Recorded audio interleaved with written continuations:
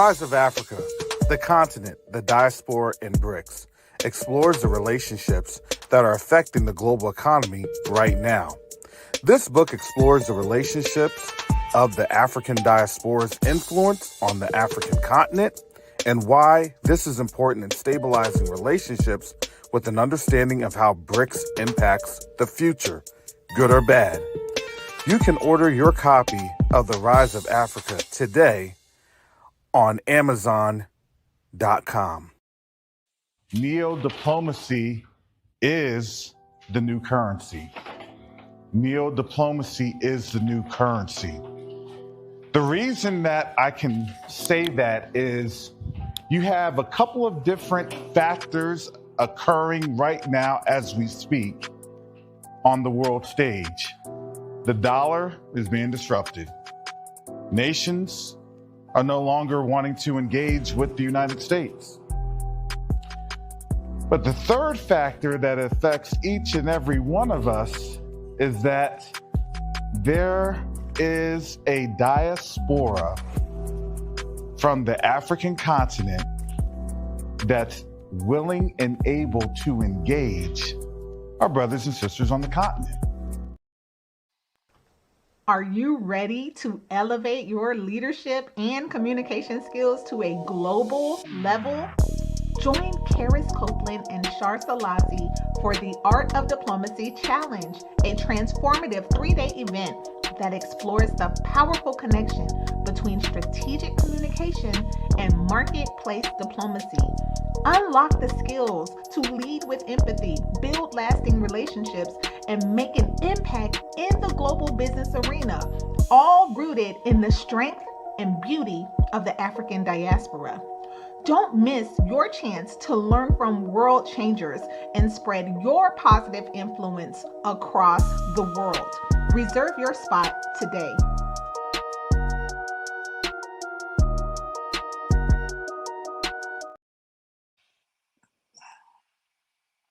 All right. Shalom. Salama. Siemi. Shalom. Greetings to all my Israelite brothers and sisters from around the world, whether you're the bloodline of Abraham, Isaac, and Jacob, the house of Israel, or you are a Gentile grafted into the house under the blood of Yahushua HaMashiach. I welcome you tonight. Fighting out of the red corner at 70-something years old, the orange man from Florida, Donald J. Trump,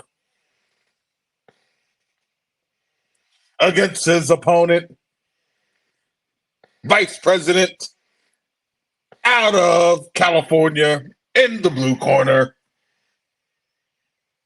Kamala Harris. Let's get ready to rumble.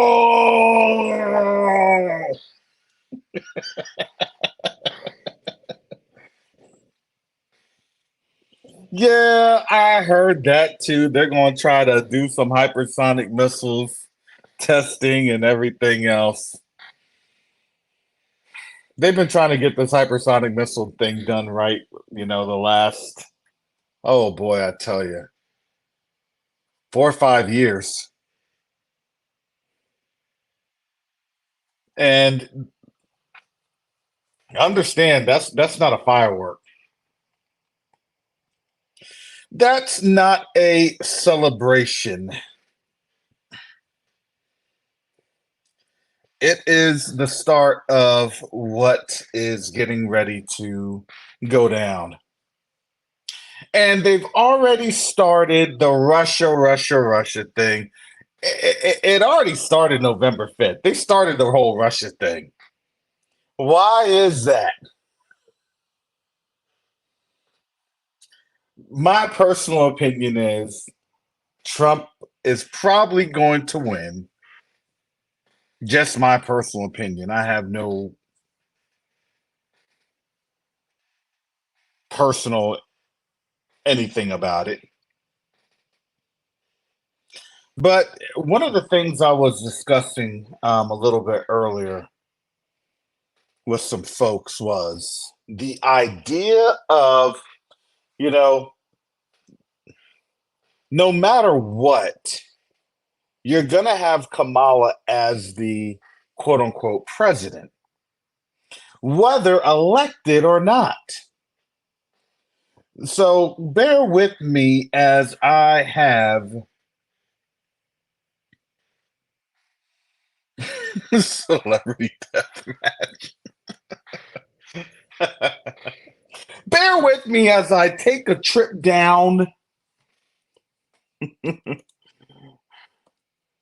my anecdotal lane, for lack of better terms. Oh, give me a second, family, because I'm doing this thing in the background. It was taking me a little bit of time on in this because I had to restart my computer to do an update because sometimes if you don't do updates for computers, it messes you on up. So that's what I had to do because earlier this today I had some issues with my audio drivers. So it was supposed to take only 20 minutes. It ended up taking 40 minutes, almost an hour. And you know how that goes. So again, when they say it's only going to be this, understand it's going to take a little bit while longer, of course. So in this, yeah, I'm trying to go ahead get this thing set up because this is a good time to start. It really had been. So let me go ahead. Give me a second. Let me get this technical piece on in here, and I'm gonna put myself in the back for just a few moments because I'm coming from my phone. Give me a second.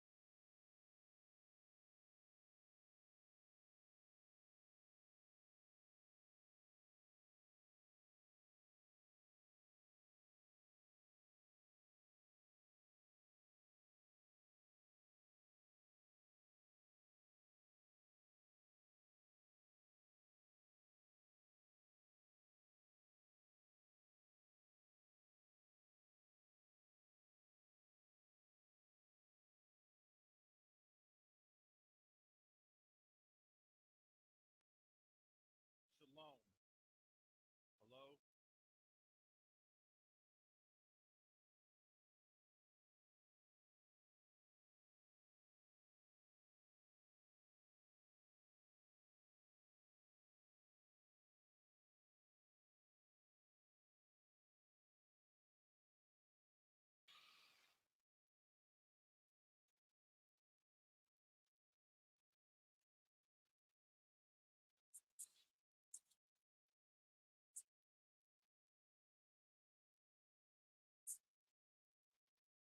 Hello? Testing, testing.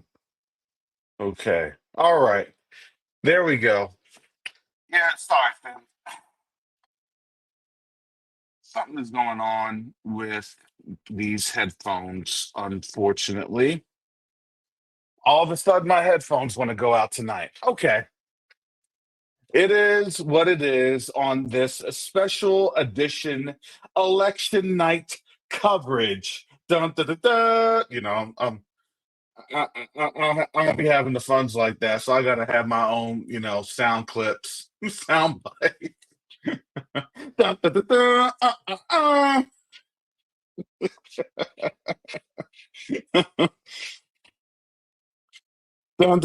dun, dun, dun, dun, dun, dun, dun, dun, dun, dun. Let's go. See, in order for me to not have, to not be hit with copyrights, I have to come through with my own vocalized ad libs.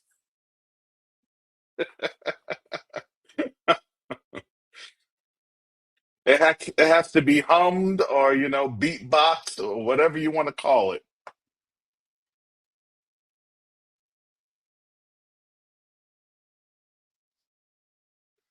So here we go.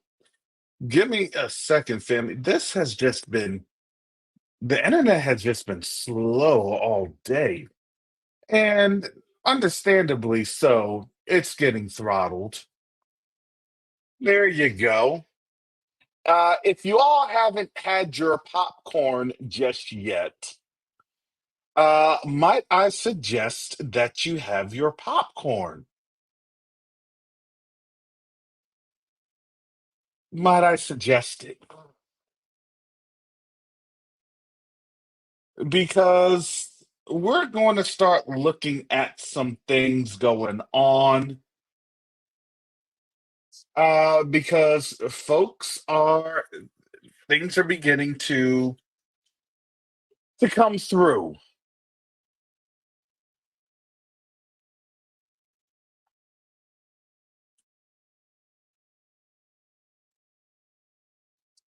So I'm going to be switching on and off through the YouTube streets. And for those that, if you have any type of articles or if you want to come on up here and discuss a few things, I dropped the link in the chat. Come on up here. Please do not get too ignorant with stuff because I will put you in the back.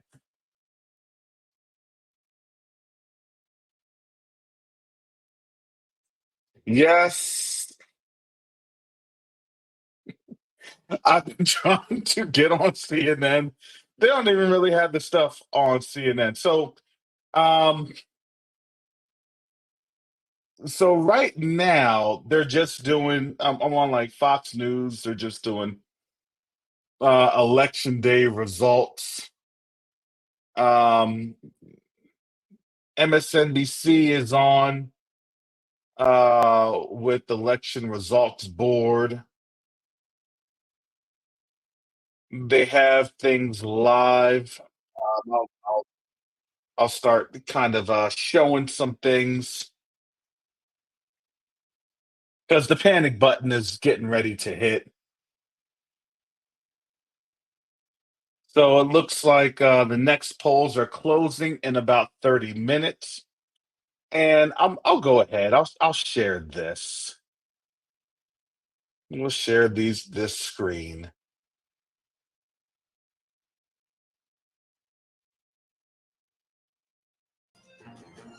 Okay, there we go. Yeah, folks, in the background, this is, I guess, Kornacki Cam from MSNBC.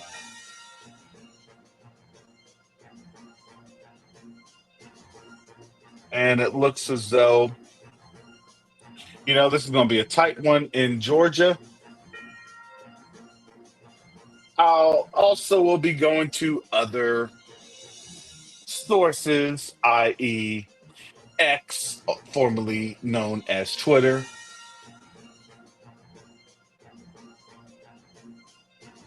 Oh yeah, I voted couch.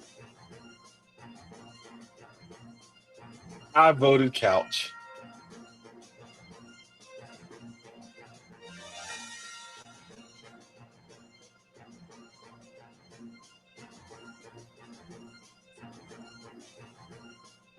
And if you didn't know, what's happening is you really kind of got a media blackout that had been kind of going on, especially with this election that's been happening. And again, it's all about now, um, Trump and things of that nature. In terms of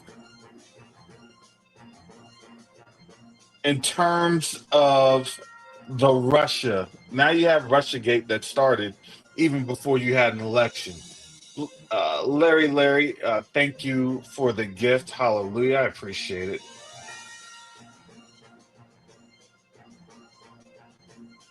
I'm gonna try to find a little bit more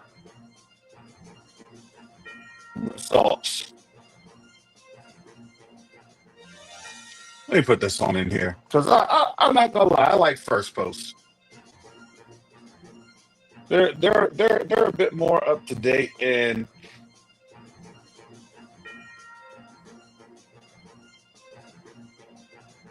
they didn't clear the anchor to be. Me to look at a board is at the table.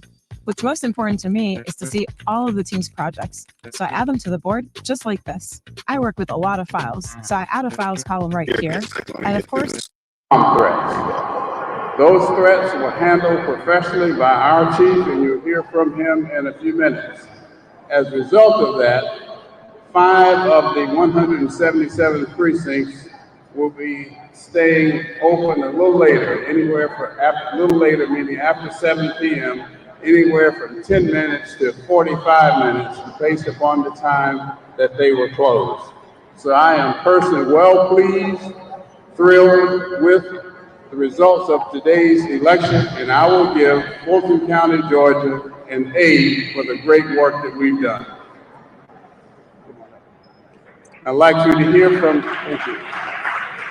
the chair of our Board of Registrations and Elections, Ms. Sherry Allen. Good evening, good evening. Yesterday I said that you were going to see the best run elections in Fulton County, and I think you have. We did have volunteers getting told, but there weren't waiting lines. Things were resolved faster. So they are going I personally went out to sites when there were problems and resolved them in Georgia. The bomb threat gone in. That almost the election for the polls to close for an extended period of time. They're going to probably need another out. More results come in. Again, I don't believe that with tonight. Well, I really don't do interviews, so I guess I'm going to do all of them at once tonight. My name is John Free. I'm chairman of the State Election Board. I want to talk about the great things that I've seen, because over the last couple of months, I've had a chance to go across first Georgia, from South Georgia to North Georgia, and talk to election superintendents across the state, visit over 20 polling locations. That Trump has about all I've seen is good things. Potentially Harris is dedicated three poll workers, confirmed dedicated so far. superintendents and poll managers, and I am really optimistic that this may be the best election Georgia's ever held. Chairman Allen has invited me to see many polling locations in Fulton County. We went all the way from the north to the south, saw about 9 polling locations, and every one of them ran efficiently and effectively. The voters were happy. The poll managers were happy. The poll workers were happy. And when I see that happening, it makes you feel good. And the one thing a lady told me today when I was at polling in Gwinnett County, she said, the people that are criticizing the way the polling is going, if they would just come work the poll one time, and understand all the checks and balances that we have in Georgia to make sure it's fair and safe election, then they would understand that you have fair, safe, and honest elections in the state of Georgia. And I want to thank the Secretary of State's office. They've done a great job with that. I want to thank all those poll workers out there and all those election superintendents, and Chairman Allen for helping turn around what admittedly was not the greatest election in 2020, but Fulton County hopefully is going to have a great one this year. I got confidence in him, and I'm appreciative for all.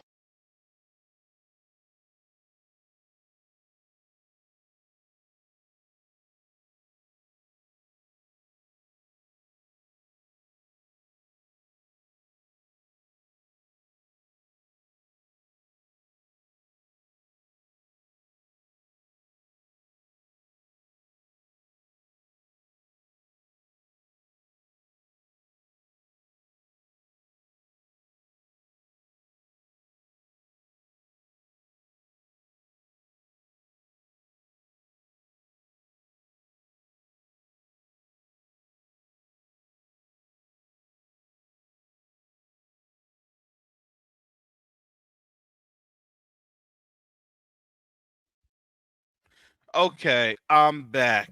There we go. Can you all hear me? Give me a one if you all can hear me.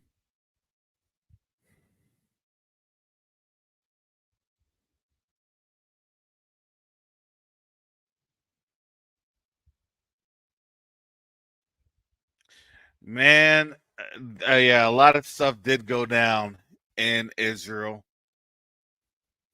There we go. There we go. Got the mic issues fixed. Hallelujah. All right. So let me try this again from first post. School, which will remain open from 7:45 p.m. Those dates, those locations and times are posted on our website and have been posted at the precinct. Okay, so everybody's here just taking their turn So now we are going to proceed with the election night speeching. So I'll just have that in the background so you can you can start to see how um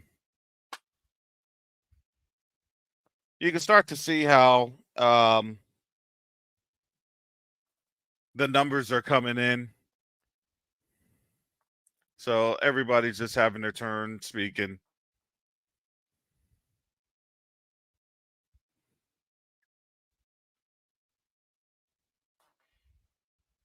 Because listen, this is the biggest stages of people's lives right here. You got to get up on in there. You got to take advantage of that speaking opportunity.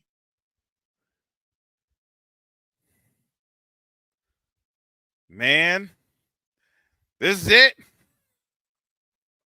After this, yeah, I'm probably going to have to declare martial law and go with those orders. Best election day ever.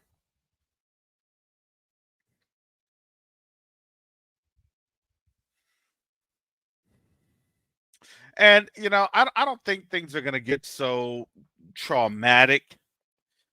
Not all of a sudden. Or maybe, honestly, maybe all of a sudden. It's too early to tell.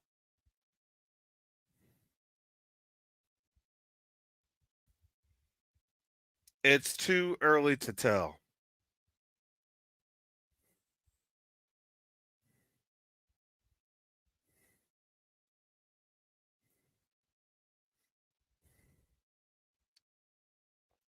So I've been scouring the world of the internet.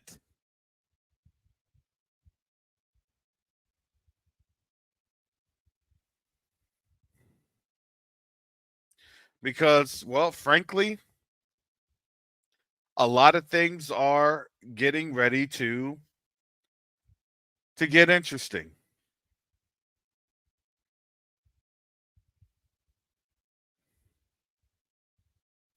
So I'm gonna go over to here.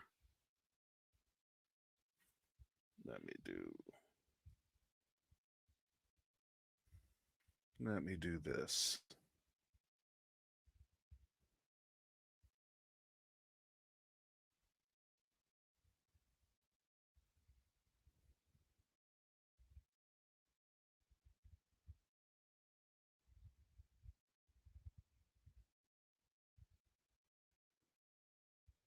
Yeah, I'm going to be kind of toggling through some screens, so please bear with me, family, because I'm running this.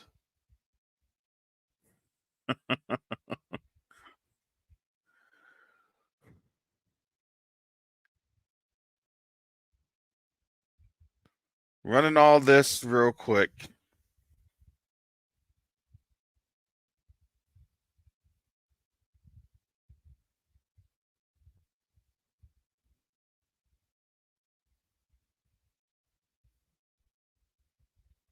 So now it looks like North Carolina is coming in. And to me that is going to be a little bit of the trickier state. But it's only 2% on in, so we'll see how this goes. I think he's given some analysis. Give me a second. Democratic friendly on the whole than the same day vote. We're going to see if that's how it plays out. But as we get big batches in these counties, we're looking at that pattern here, where perhaps the Democrats do their best, and then Trump with the election day vote is trying to come back. Just give you a sense here on the political geography of the state we're going to be following tonight. Couple things to keep in mind. There are some big core Democratic vote producing areas where the name of the game for the Democrats is to run up the score. This I just mentioned. So yeah, so a lot of these things, it's going to be very interesting.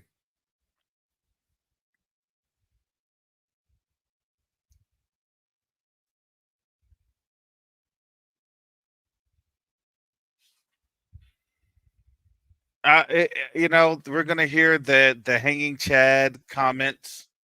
As of this moment, is now evenly split because Jim Justice is a Republican. He took Joe Manchin's place, Democrat/independent, who opted not to run again. So right now, with several more competitive Senate races, Can you all hear that, family? And depending on who wins the presidency, control of Congress becomes a very, very big deal. Speaking of one of those Senate races, polls are closed now in Ohio, where there is a very active Senate race. What are we looking towards? So yeah, so now things are going to really start to pick up here over the next hour and a half. He is the incumbent two-term Democratic senator who was in a very tough fight against Bernie Moreno, who's a Cleveland businessman. Donald Trump backs him. This has been a very tough race, and Sherrod Brown is seen as one of those Democrats who stands a very good chance of losing his seat. And again, as we said, at this moment, all right, give me a second. That becomes 51-49 Republicans. Sherrod Brown cannot hang on to win a third straight term. The last of those states where voting is closing at this hour is North Carolina. That's one of the battlegrounds. We've been talking about it. We can see it with its other battleground friends here on this map. Again, remind us, when do you think we'll start to see some information coming in from North Carolina? Building your online business? Go to Wix.com and set up your store. Has done a great job actually conducting the voting. Now the question is how quickly they can count those votes. So whereas you would usually get fairly quick results in North Carolina, might take a little bit longer than it usually does this time. Got it. We will keep an eye out for more info, and we'll be back with you soon. Thank you all for being with us. At the top of the next hour, we will have more poll closings. Okay, actually, is that the night's better? biggest round. Yeah, 16 if states not, plus the District I'll of Columbia. start to get drowned That's out. a total of 171 electoral votes, including 19 from that battleground state of Pennsylvania. We'll leave you right now with live pictures as they come into us from. Let me cut the sound on that one because I need to now share this tab. So it looks like Virginia's coming in. And these polls are definitely going to change with only 8%.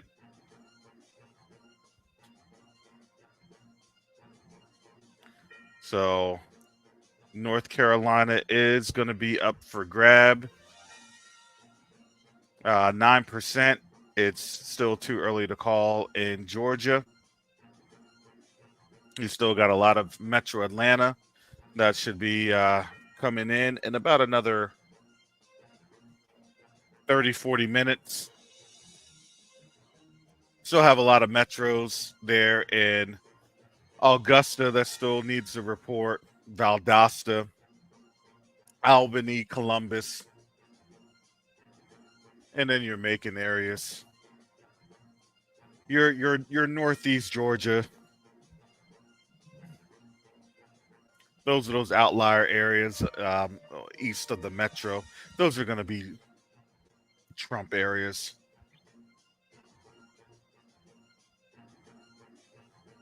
Albany, probably Democratic. Macon, yeah. And so is Augusta, probably Democratic areas.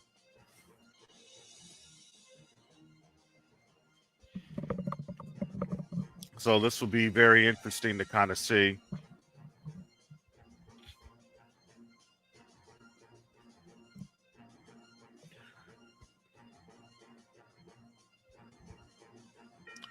Well, while that's going on,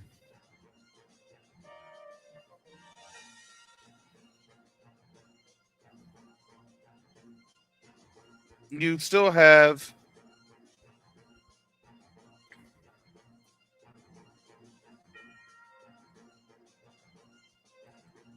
you had a major shakeup in the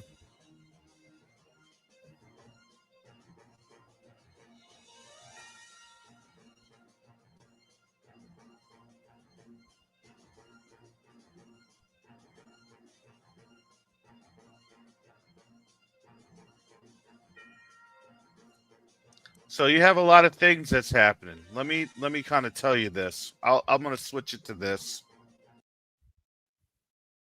So you had the Minister of Defense. The Minister of Defense was actually kind of keeping things together in that Eastern Mediterranean nation, because a lot of folks were, kind of working through seeing what he was going to do and how he was going to, try to have the yin and yang for the most part, supposedly. So today he got fired, and now you have this going on in that Eastern Mediterranean nation. They're protesting.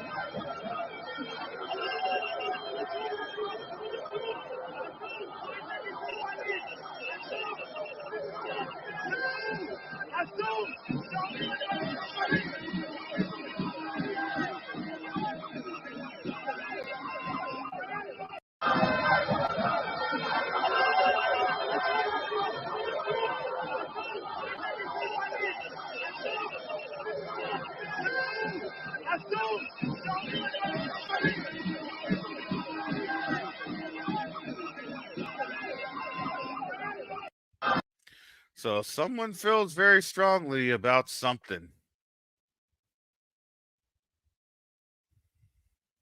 The protests that erupted in Israel following the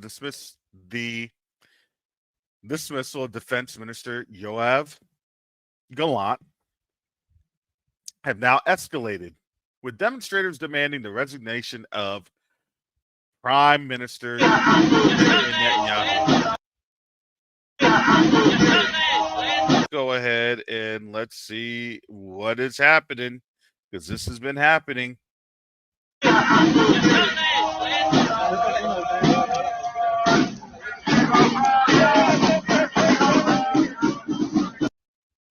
So this is what's happening right now.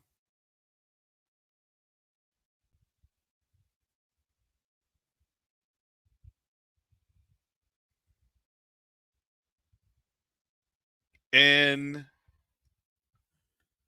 Israel, I can't tell you any geographic landmarks or demarcations because I have not been to that nation.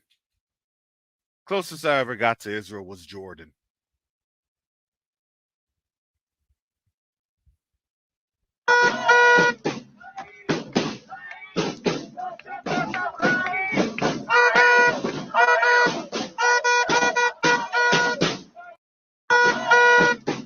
So throw more stuff on the fire, right on the highway.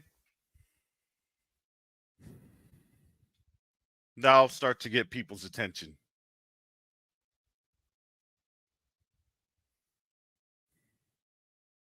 And then here you go.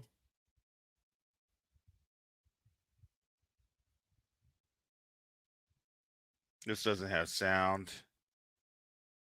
It's a little shoddy with whatever drone footage that they have, but it looks as though those are people on the streets protesting with whatever drone footage that is. Not really a very good camera angle, but you get what you get on these on these Twitter streets, these X streets.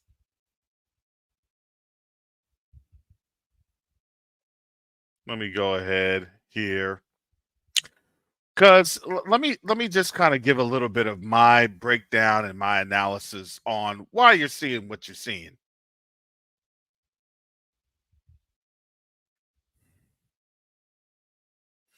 You're seeing that the Minister of Defense was fired. The Minister of Defense was obviously potentially trying to broker something, do something. Remember, when Netanyahu was first selected, elected, whatever that was, Yoav Gallant was the actual. They were going to do some sort of co-prime ministership, and then that was like, it's not going to work. So the next most powerful cabinet there was the Minister of Defense, because I think Yoav Gallant had previously been a general, so they kind of conceded that would be, his coalition unity government. So now understand, you had a lot of people that believed that Yoav Gallant was there to kind of keep Netanyahu in check. And that really did not work out very well. So it was a situation where folks believed, okay, well, you have a little bit of some checks and balances, and now those checks and balances are not there. It's now gone. And now folks are there on the streets in that Eastern Mediterranean nation.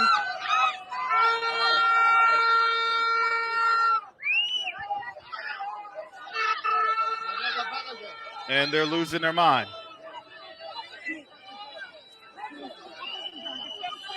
It looks like that was the same gentleman that was yelling at folks. And then he got detained.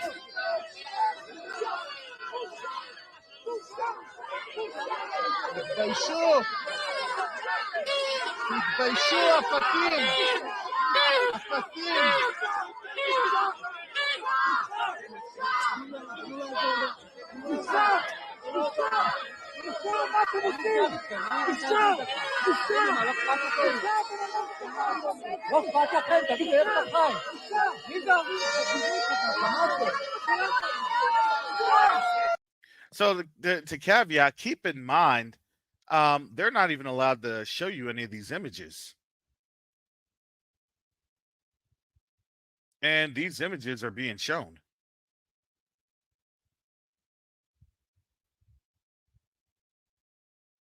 They're under an emergency declaration.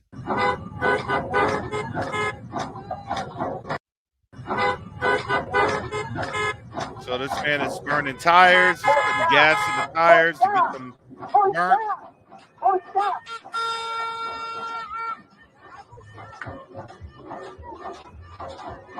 Looks like they're pretty upset.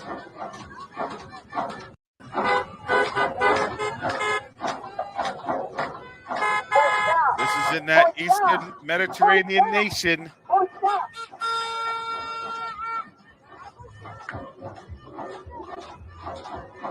So why is this all happening? Because there was a delegation that it was reported or purported that a delegation of that Eastern Mediterranean nation had, in fact, indeed, travel to Moscow because literally Iran is giving them one last chance.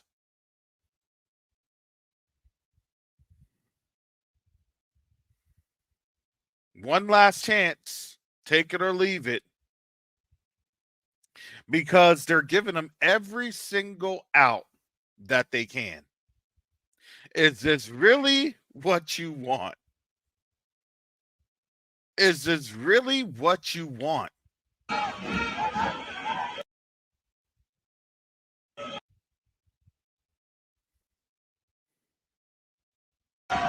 lot of folks protesting, burning.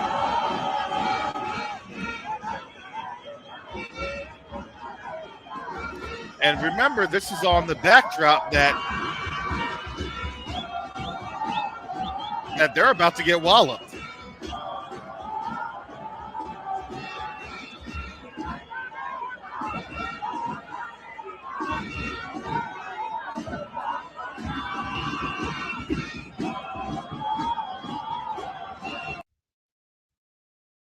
So what does that all mean?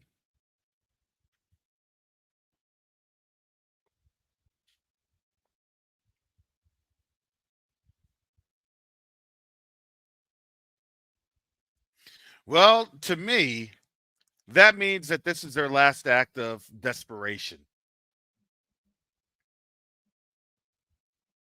Their last act of pleading. Understand, there are folks, they realize the last time that Iran hit them, they realized that it was just percussion. Percussion just means there was really no explosives. It was just projectile.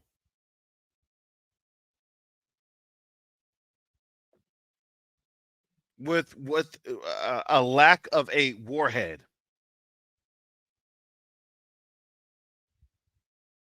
And when you don't have a projectile, especially when you have a hypersonic munition, that created a situation to where, look, there are folks in the crossfire. With each nation, each country, there are people that are there trying to live their lives, trying to do what they think is right.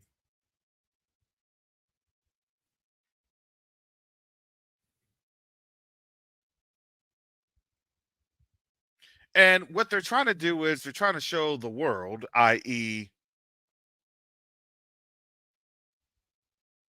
Iran,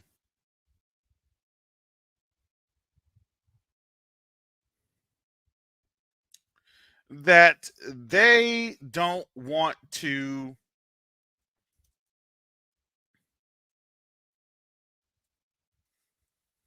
be blown out of existence.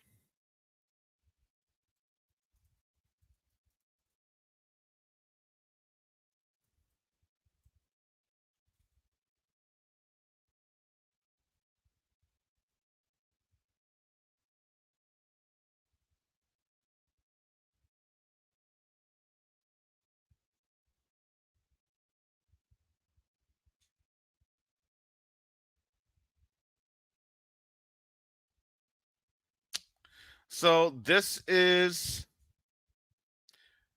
coming out of Russia. I'm going to present this.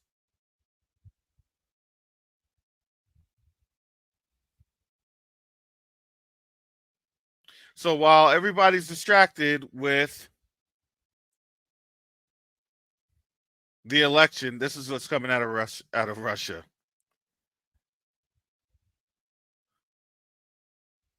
So, Eastern Mediterranean nation ambassador to Russia presents her letter of credence to Putin today. She assumed office in December 23.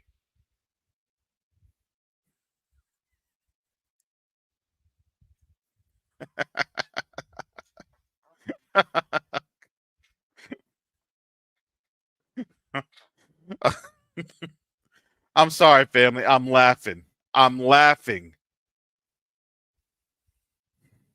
Let's read this again. Let me see if I can. Let's read this again. Can you tell? Can we tell why I'm laughing?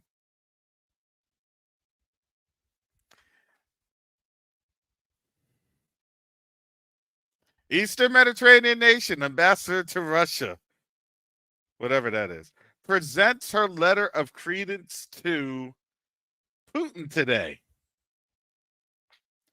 She assumed office in December 23.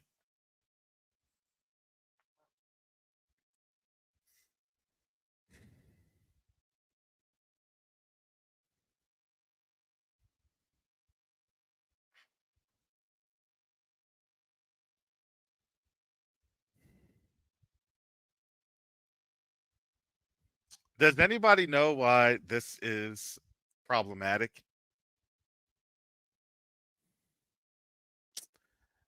Let me show you this timestamp here, 7:55 a.m., November 5th. This is when this tweet was done. And not a lot of people truly understand or kind of appreciate what's ending up happening. Russia is backing Iran. Russia is saying to the nations, especially U.S. and that Eastern Mediterranean nation, you do anything to Iran, then we're going to have to get you. It took her nearly 10 months to show her face to Russia as the ambassador, the Eastern Mediterranean nation ambassador. She shows up today. Why does she show up today? Because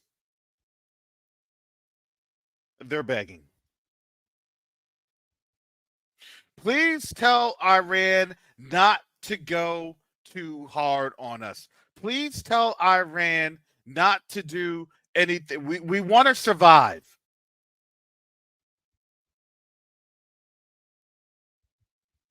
We want to survive.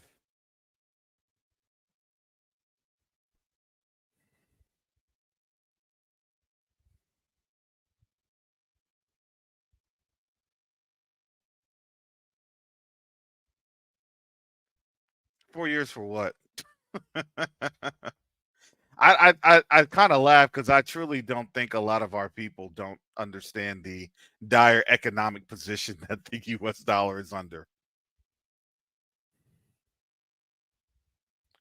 The dollar's in trouble.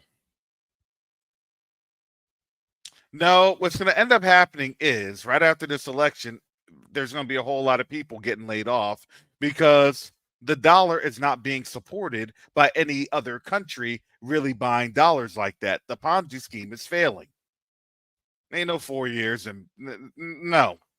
4 months? I don't even think so. 4 weeks? What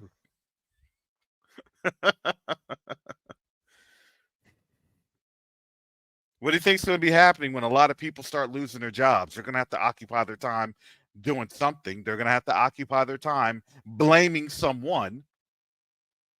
This is called, when you have a recipe for disaster, a recipe for a civil war. Civil wars just don't pop in overnight. Dire financial situations. And that's exactly what's occurring right now.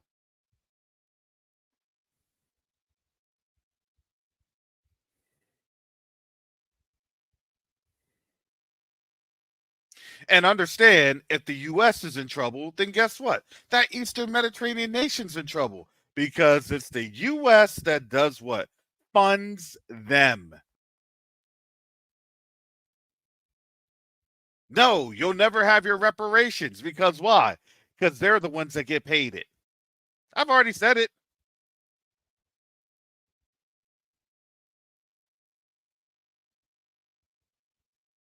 Yeah, you may get paid reparations.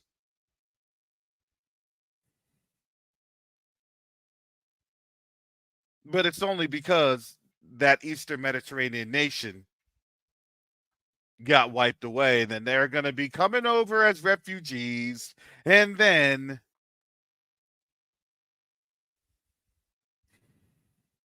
well, they're refugees now. And now we got to make sure that they're comfortable. And now we got to give them more. What? Instead of whatever billions they got, they get on an annual basis. And now we got to give them $100 billion. Because after all, they have to make sure that they're assimilated. The protected class, the protected status. None of those protections we get afforded. When all the data shows that we are the most vulnerable population that even the UN recognizes.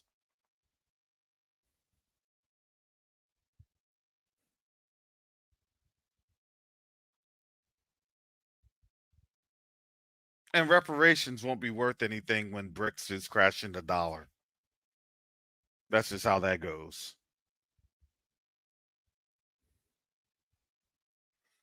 She shows up today, November 5th, 2024. She came in December 23rd.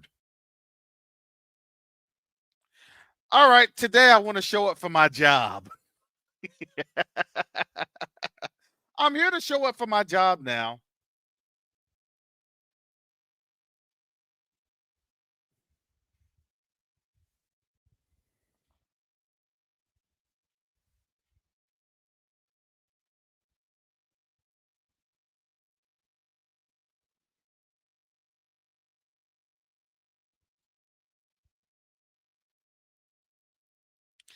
This is an act of desperation. It really is.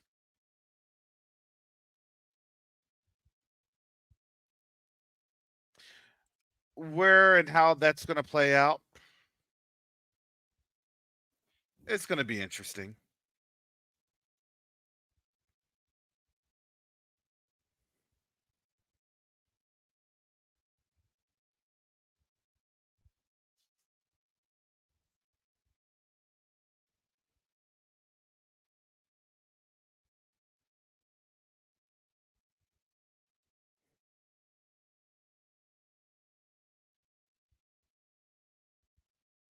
So that is what's happening over there. And I like to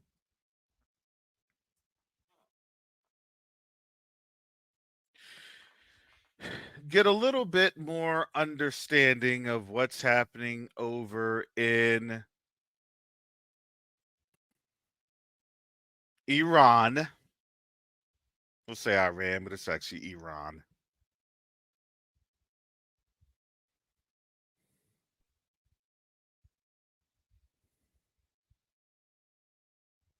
And the stance is the same. It's not just the targeting of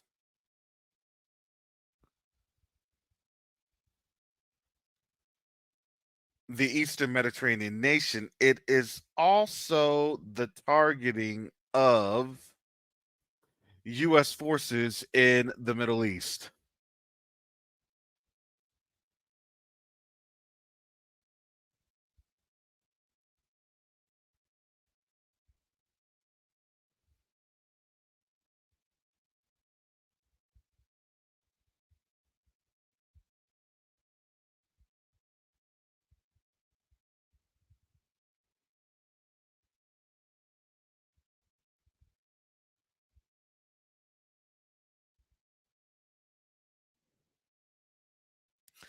So at that time, now you have a U.S. hypersonic missile test.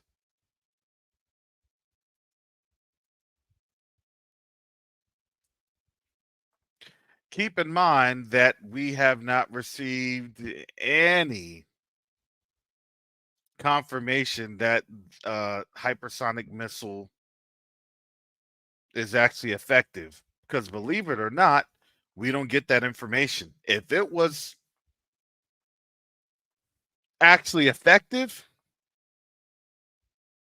we would get that information. They would be parading that through the media. The DOD would be parading that through. And the reason that you would have that is because, it would be verified. It'd be a verified claim. These folks, they have it. They have the capabilities without going too deep into their capabilities.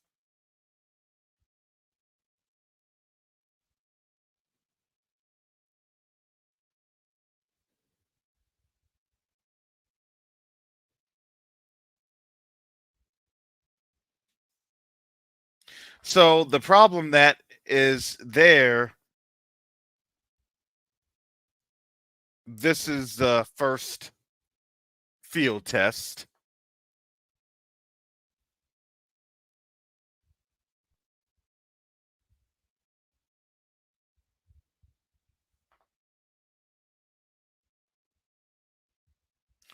And here is this.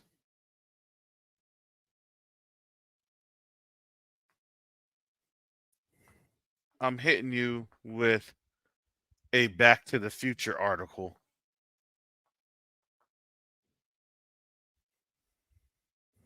I have that in the chat. Let me go ahead and share that.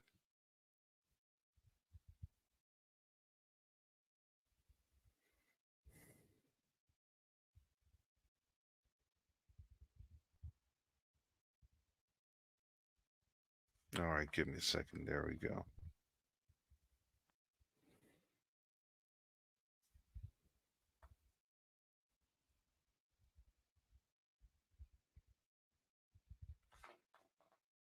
This is coming from out of India. This is November 6th.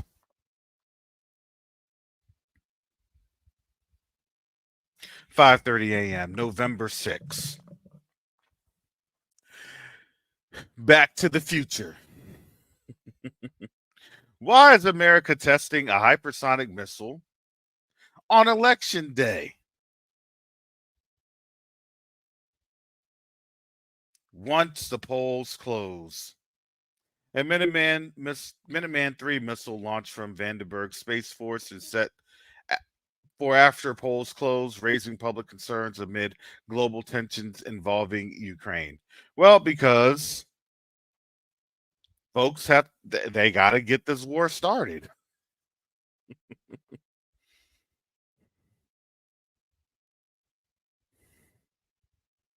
Just hours after polls close, a Minuteman 3 intercontinental ballistic missile (ICBM) is scheduled for launch from California's Vandenberg Space Force Base, as reported by Daily Mail. So they're going off of Daily Mail. While the timing of the launch has certainly raised some eyebrows, military officials have assured that the test is routine and was scheduled years in advance. I'm sure it was.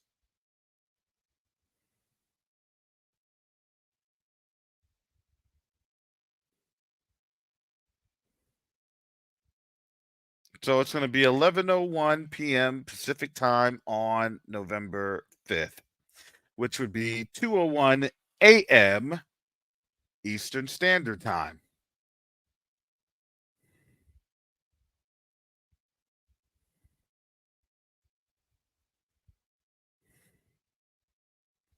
So it's the same day as America casts its vote. My question is really, is it for the world as a deterrent, or is it for the U.S.?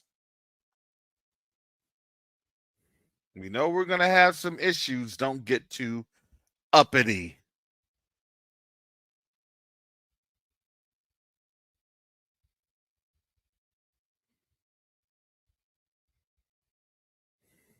Just saying.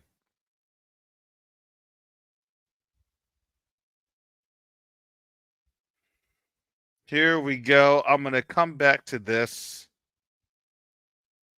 about 45% black population in Baldwin County. Joe Biden won this one in 2020. With almost all the vote in now, Trump 3 points ahead of Harris here. It's only one small county, but we're looking to see if there's trends in these types of counties. Randolph County, another, about 2/3 in very, very small here. But again, this is what Joe Biden was able to do here in 2020. These are all counties like those small rural Trump ones I was taking you through. These are all counties that add up. So is there a trend? This is only 2, but that's a thing we're going to be looking for as the results come in and as this map fills in. Is there a trend there? So again, 37% of the vote is in right now. That's what it looks like statewide. A big one that's empty here is Gwinnett. This is another huge one that's empty. This is DeKalb County, right outside Atlanta. In fact, some of it's inside the perimeter here. It's about half black. There's a large college-educated white population, very Democratic friendly. Huge number you can expect for Democrats out of here. We haven't seen anything from that yet. And I also think we've got some numbers here, yes, in Pennsylvania. And I just want to tell you what to expect here in Pennsylvania, because you see a massive Harris lead in more than 300,000 votes. I believe this is Lancaster in Pennsylvania, County. There's right really here. only, we talk about this early in-person voting that, millions of people are doing Not in other states. They don't really have that in Pennsylvania. It's pretty much just vote by mail or vote same day. Right, and what's happening in most of Pennsylvania tonight is the vote by mail is going to all be reported out first and then the same day. And we expect a pretty clear division, unlike in some other states where the vote by mail, we think will be very heavily Democratic and the same day will be more heavily Republican. And so that's what we're seeing. Look, the city of Philadelphia has released, and there's more to come. This is a giant batch all of vote by mail from Philadelphia. I think Philadelphia is going to be very, very interesting. It'll get a little bit better for Trump as more votes come in, but that's I think it's going to be very interesting. You've got all the vote by mail, perhaps in Allegheny County, or a very, very good chunk of it. Again, this is where Pittsburgh is, about 1.2 million people. The inner suburbs around Pittsburgh, too, heavily Democratic. So again, big Democratic number there. And also in Lancaster County, well, only about 700 votes there. So really the two big cities in the state have come in. We're getting a little bit more now, Butler County and a few others. Things are going to start coming in. It's the vote by mail first in Pennsylvania. So you can expect Harris to have a pretty substantial lead in these early, it's going to be interesting, family. I tell you, I'm going to be on up. It's going to be the opposite of for the story a we little followed while. 4 years ago, the story was they counted the same day first. Trump had a big lead, and night after night, Biden was chipping away at it with the mail vote. Tonight, we expect just about all of the mail vote to come in, followed by the same day. And the question will be on the same day, can Trump catch Harris? So again, if you'd like to support this channel, you could do so either via PayPal or Zelle at karac@msn.com. PayPal or Zelle at karac@msn.com. I was just checking in on a couple of there. But so Pennsylvania again, and I'm just seeing we're going to see how this Michigan, starts to by shape the way, up, because let's take a look here at Michigan, and we've got look at this, Central is going to start biggies. going. So this is, we set this up earlier. Central Oakland is going County, to start remember, going. This is gigantic. Suburbia, high income, high concentration of college degrees, right outside Detroit. Now, I know Oakland County. Michigan, that's where my mom actually used to live at. In Oakland County, that's just so north of Wayne County, they have which early is in-person voting. Detroit, a lot of people Michigan. Taking advantage of that. That is There's a suburb. Also vote by mail, and I think what you're looking at, it's going to vary in Michigan tonight. Unlike some of these other states, there's not a lot of uniform rules here in terms of what sequence the vote's going to be reported out. But yeah, it's going to look a little interesting, margin, especially in that Rust Belt. Early vote here, but remember, we said at the start of the night, the test we're going to be look applying a lot, all night. One pretty of them interesting. is to compare Oakland County to its a neighbor to the east, Macomb County. Big blue-collar suburbia in Macomb, white-collar suburbia in Oakland. And the Democrats, what they're aiming for here in Oakland County, look pretty interesting. How big this is. 750,000 votes were cast here in 2020. Biden won this thing by 14 points. That's what Democrats want to be seeing again. I don't think they're going to win by 14 points. And to me, to be honest, Clinton had won it by I'm going to say it's going to be very interesting if in that ballpark tonight, if she's in that double digit, if Harris can pull that off, ballpark in Oakland, she's got to be feeling. Because early projections were actually showing that Trump was up a point or two. So it's going to be, these are going to be the razor thin ones where, it's not going to be called, right? not at least tonight. So I'm going to be sticking around here. We're going to come through to just take a look at these different these polls and these polling numbers that's going to be coming in. See, I was drawn to work in marketing and SEO because I'm naturally curious. I get that curiosity from because you get things come in real quick. 8 p.m. Almost and all then the polls as more closed. reporting comes in, then it's going to be interesting in the far UP that are central time zone. But we're going to be getting this hour most of the rest of the state to some degree. Things quickly, just to keep an eye on as this map fills in. You see, this is very little vote, but you see here Grand Rapids. This area of Western Michigan, the Grand Rapids is sort of the anchor city of, is a traditionally Republican region that has moved pretty strongly against Trump. This has been a growth area for Democrats. This is an area where Trump has lost a lot of traditional Republican support. So as the Midwest comes in, this is Kent County. It's the biggest thing in my mind is going to be in 2020, how Texas Trump lost it by 6. Democrats would love to get that up to double digits, and they'd love to make further progress you're going to have in Texas, this region. Oklahoma, a lot of population Kansas, here. Democrats see a lot of room most for of growth. Nebraska. Also up here, you're going to have that's Grand Traverse County, where Traverse City, Michigan is. Both parties sent South their Dakota, candidates to Traverse City a couple times here. This part of Michigan, it's not as big population-wise, but it's very volatile politically. They sort of call this the cherry coast. Cherry farming is big up there. There's wine country. This is Leelanau County. Minnesota it's one of the is going to be again. These are traditionally Republican counties that have towards given way for Trump.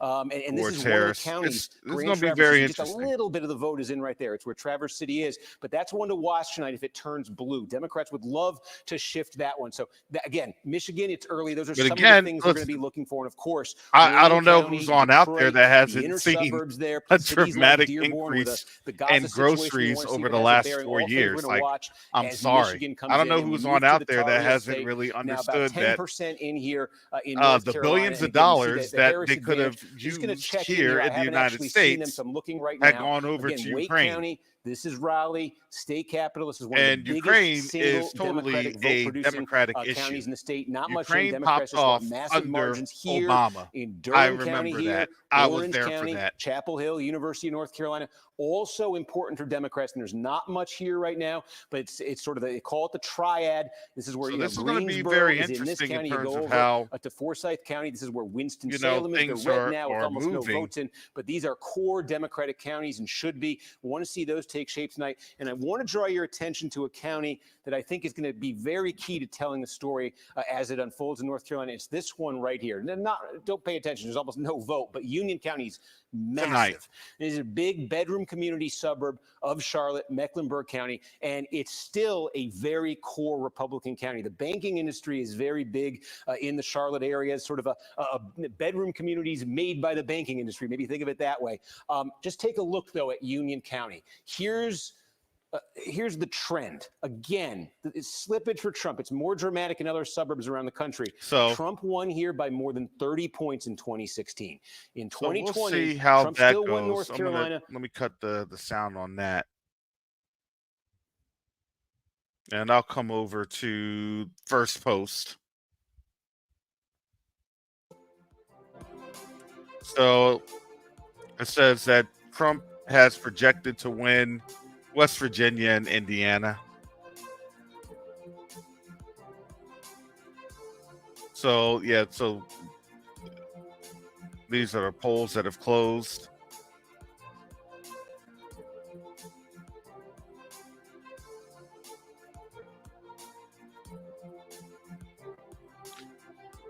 And with first post, I'm not going to really, they're going to be running pretty late.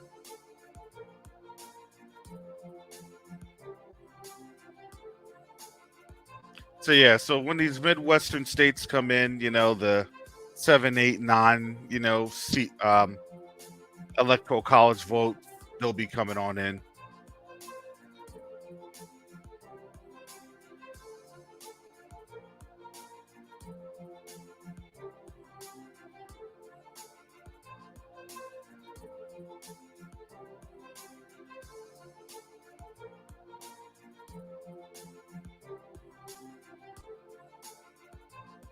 Oh, they projected Kansas as a win? Okay, that's interesting.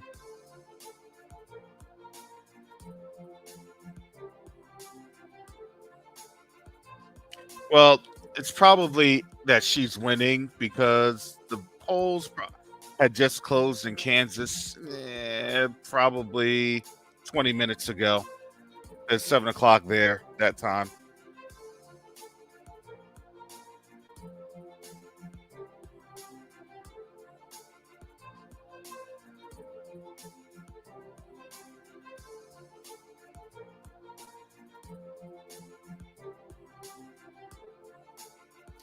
So all I can say is things are going to start looking pretty interesting here pretty quickly.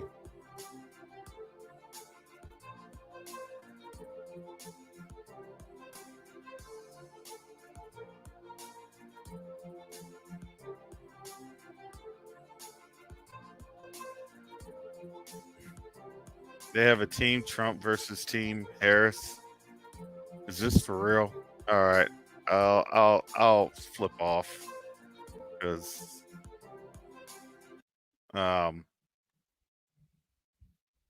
interesting. Let me get on back here to MSNBC.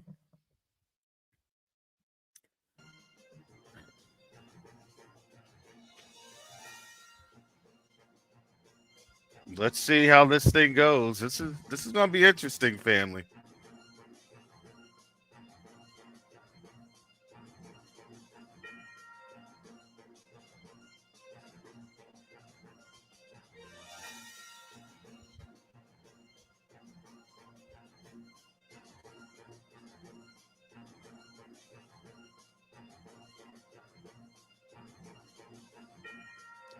So election live coverage.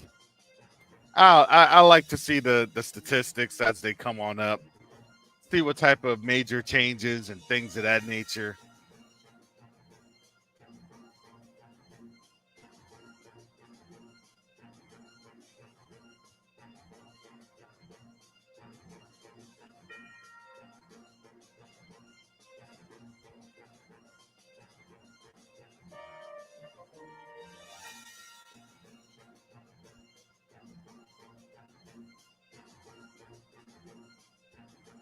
So yeah, we'll see.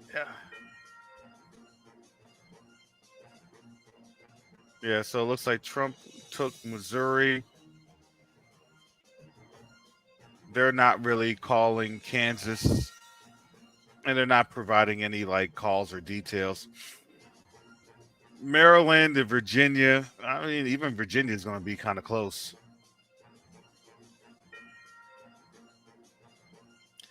Wow.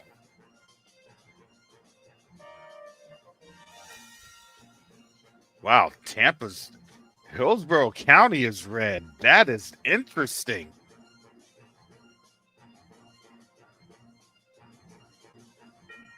I don't know if it's going to stay that way.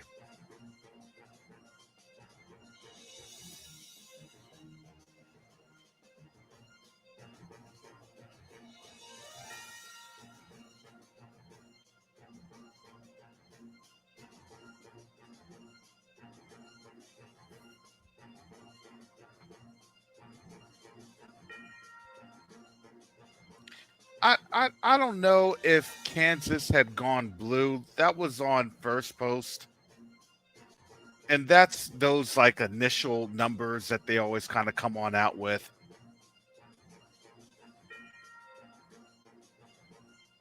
I seriously doubt that it will stay blue.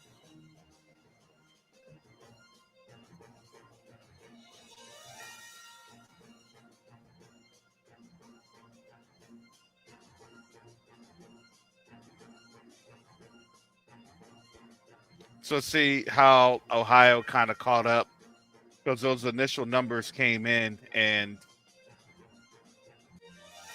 you know, everything, it was like 71% for Harris. And then, you know, it was like 20 some percent. But those were the initial votes being counted, even with Virginia. Oh, this is Virginia. Okay, so they have Virginia Beach.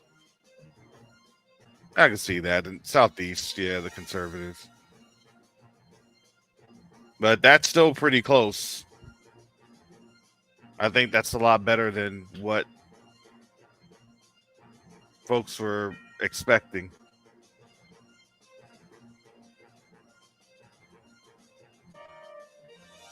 Yeah, Pennsylvania's going to get really interesting.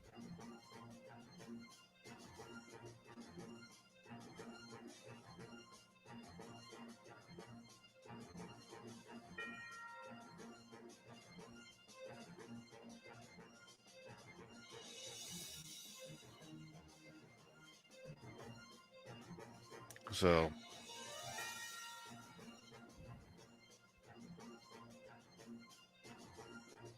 yeah, when they say it's too early to call, it's going to be pretty. That's what's going to end up happening. So we'll start seeing some other Midwestern states coming through in the next couple of minutes.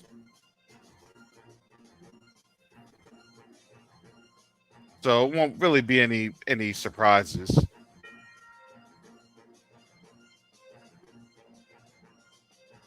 But I mean, listen, all these layoffs that had literally happened in the last 2-3 weeks. That's why they were trying to have folks get the vote on out early, especially if you were living in, a lot of cities, because that doesn't really bode well if you lose your job in the current administration.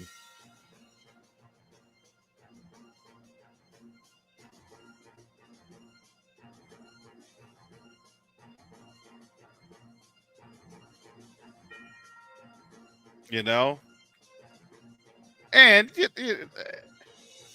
they were trying their best to prop up the stock market. It was a melt up. We'll see how the stock market reacts tomorrow.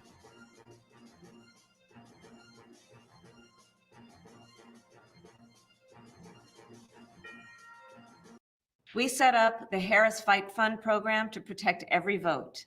Here is why your contribution is critical.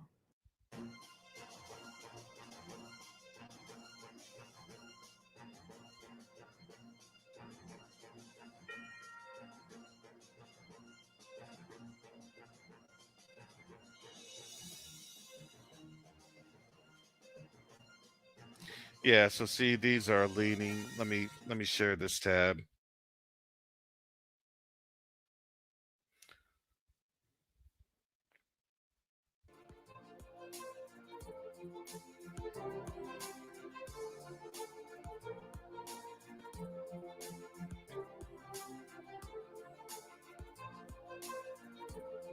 So my endeavor, family, is to stay with you till at least till 11 p.m. That is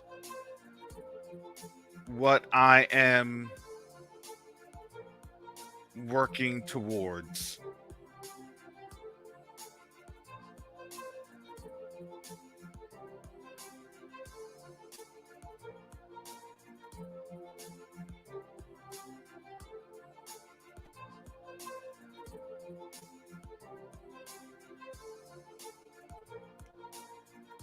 So 17 states, the polls have closed, according to First Post. And that is a big deal. If they do win,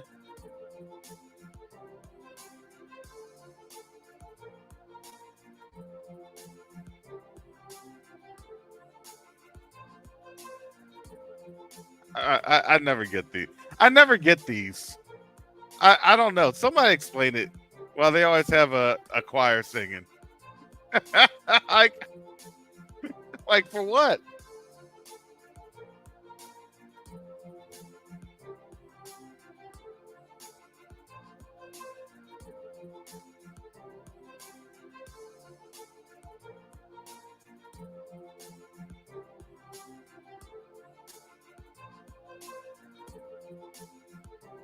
Yeah, see, polls are closing in on North Carolina.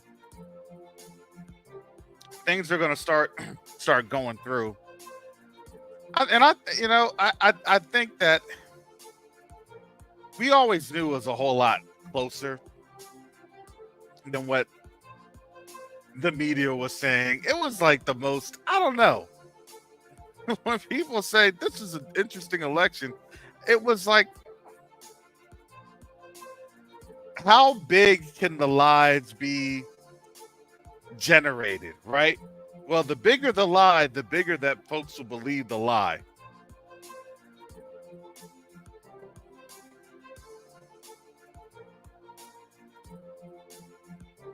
And I'm sorry, it's like, can you not have somebody that can actually go on out there and articulate a coherent thought without laughing?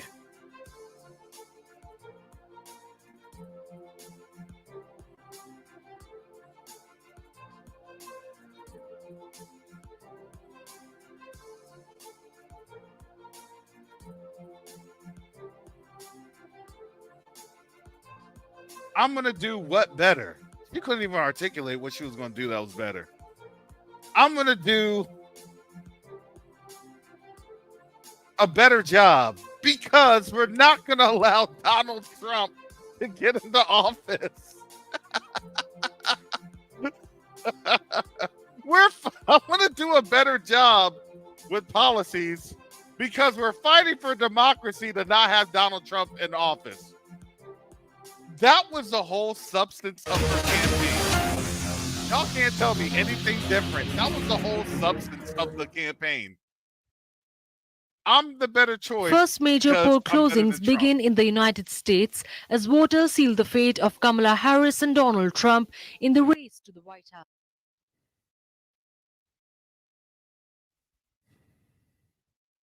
So yeah, Trump was gonna win Florida. That was already an easy call.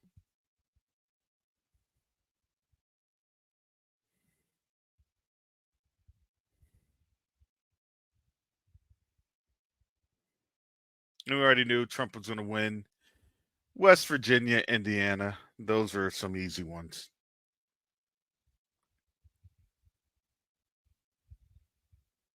So he's going through the lower Midwest.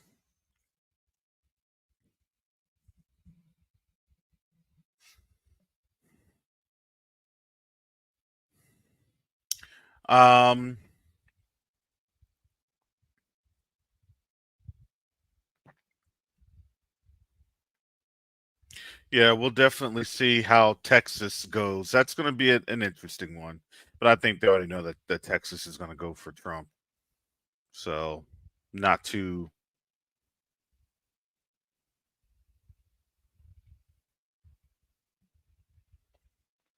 surprising. The very next hour is going to be it's going to be interesting because I believe by about 9:30, we'll be seeing what Nevada is going to start looking like, Arizona. We'll see how Colorado shapes on out. Those are really the ones that, in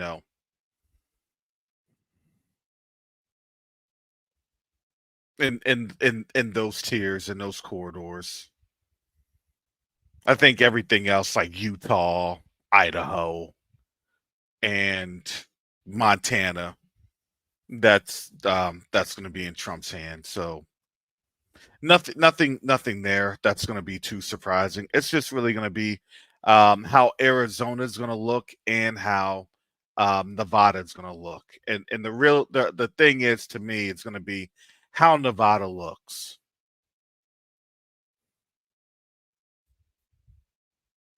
Let me get your comments on in here.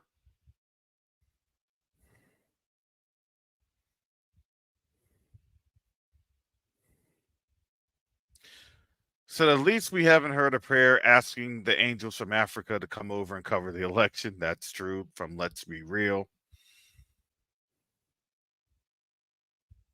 So yeah, Gar says, I heard the prop betting on elections. Yeah, they've been betting on these election results. Ninja Firewolf says, I'm just interested in Chicago because a lot of people said that they going to vote for Trump. So that is going to be interesting, and understand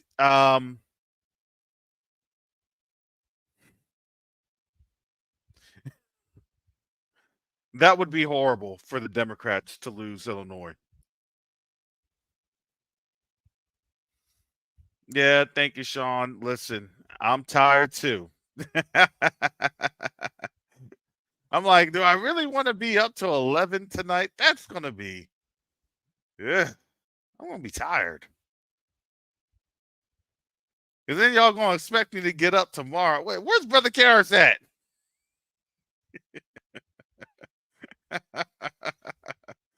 You know I want to be up at least 2 hours after my bedtime.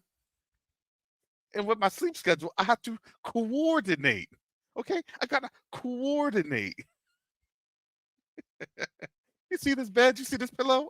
And you see my body? I got to coordinate.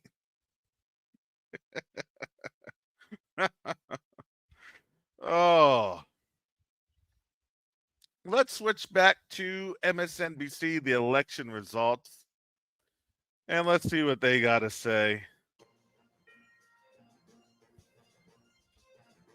So they're showing how polls will be closing. Okay, so it looks like polls will be officially all closing in Kansas about 9, which is about 8 o'clock Central Standard Time, which would be 9 a.m. or 9 p.m. Eastern.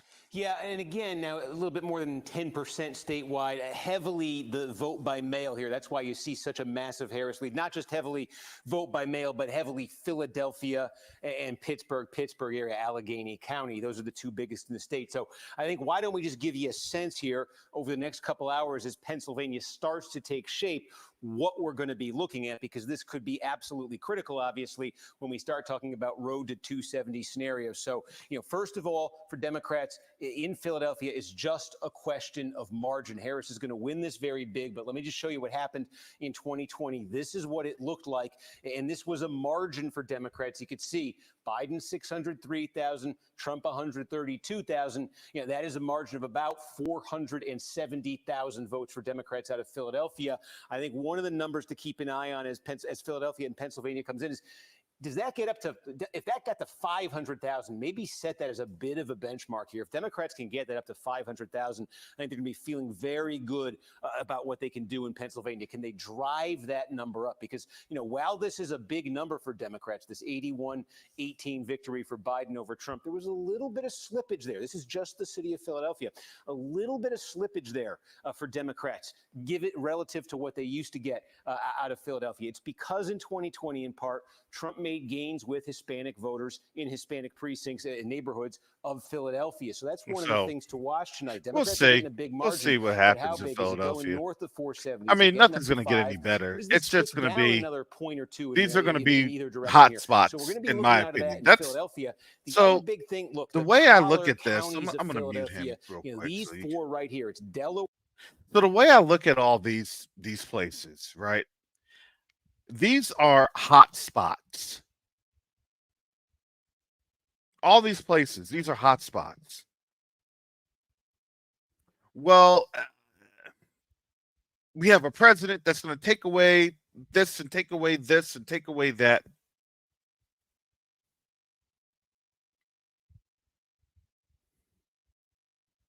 Honor the vote, honor this, honor it. These are going to be your hot spots.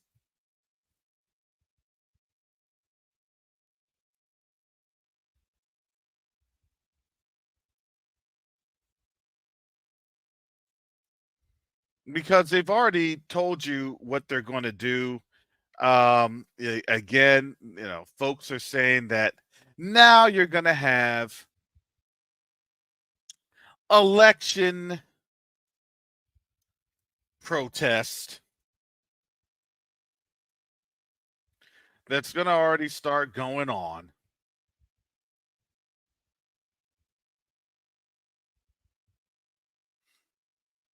Here we go.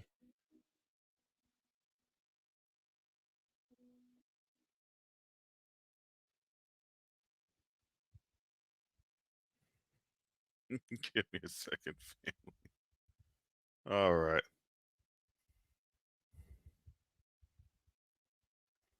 Gonna have some protests already starting. Here we go.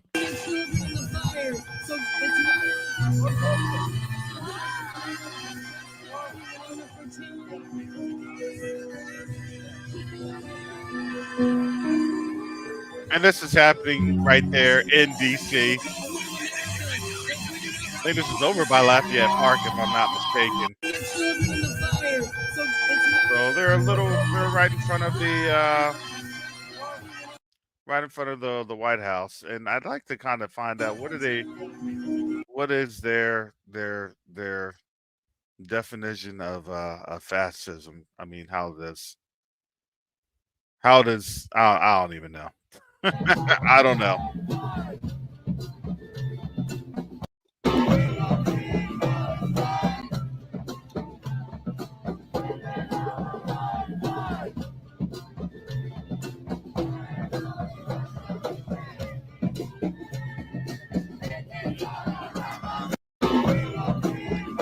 So I always have to ask myself, what does that vote? Yeah, it did look like a Klan rally. It really did. Excuse me. It really did.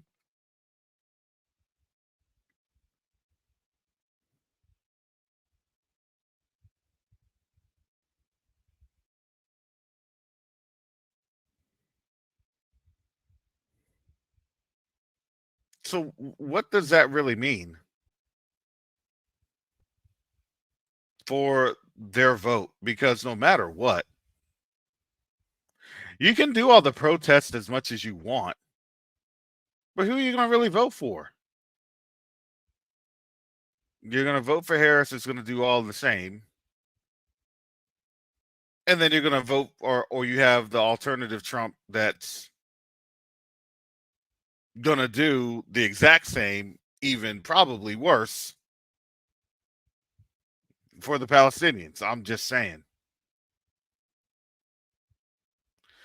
I mean, to me, seeing these protests like this, especially Palestinian protests, I'm not trying to be heartless, but to me it seems as though that's an exercise in futility.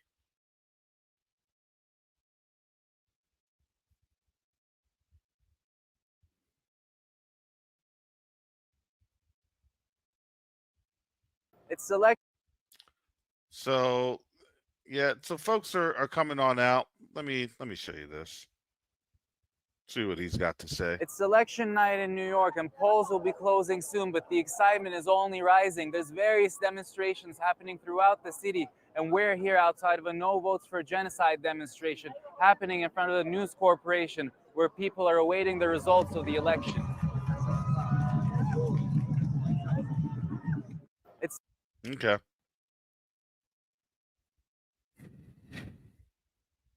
Again, I have to ask the question, what are they going to be excited about?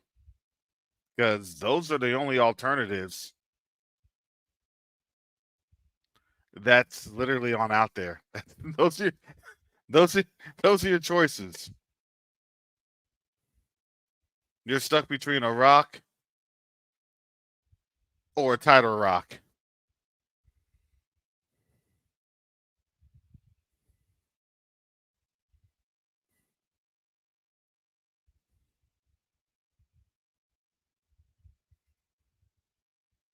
What are you going to do? What are you going to say?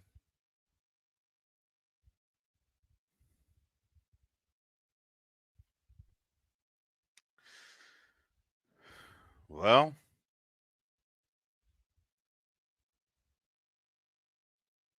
and this is what, okay, so we have stuff going on worldwide. Let me share this. This is in Dublin. Wow. Here we go with this one. Interesting. This is Ireland, Dublin, Ireland.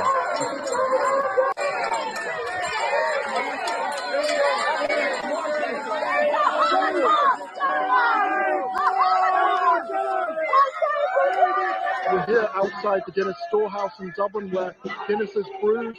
The US Embassy are having a democracy party, basically a watch party, watching the results of the US election.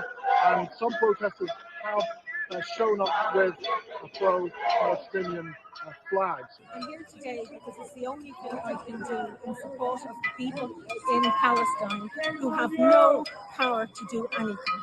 They are being oppressed, they are being bombed, they are living under apartheid, and this is the best I can do. This is all I can do.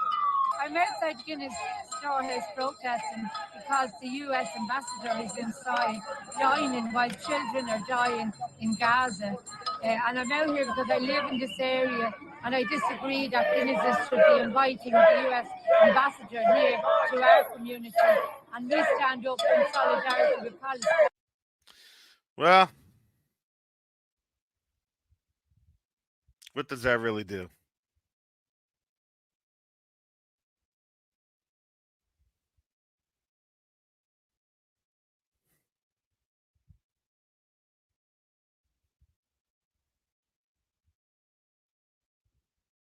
I mean,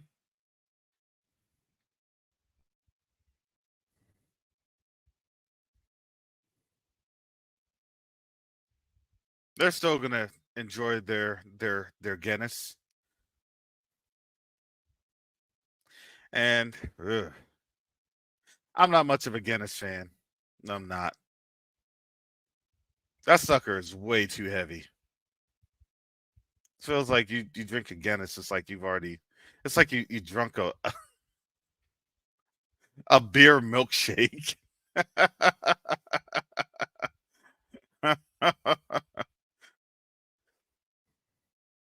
And you get a draft. That sucker is like at least 1,200 pounds or 1,200 calories that you done had from that draft. That sucker is all sorts of heavy. Oh my goodness.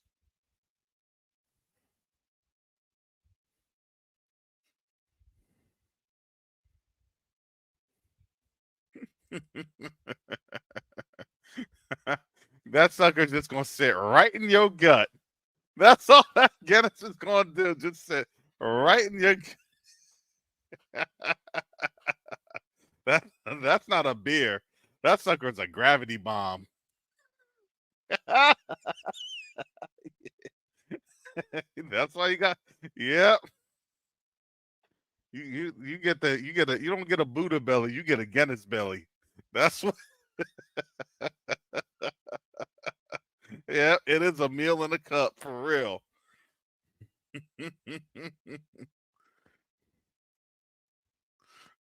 Let me just. Well, you know what I'm going to eat tonight? I'm just going to eat 3 bottles of Guinness. I'll be good for at least 12 hours.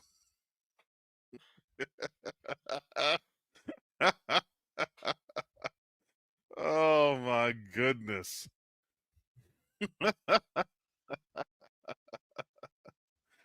Oh. All right. So let's see what's going on. Yeah, so polls are coming in. So looks like Trump has gotten Alabama. Let me go and share that screen with you all.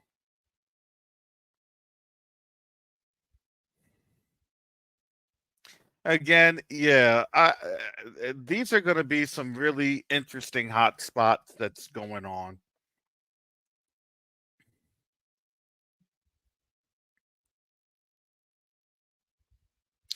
It's North Carolina is kind of interesting to me because of how you have the triangle area, you'll have the Charlotte area.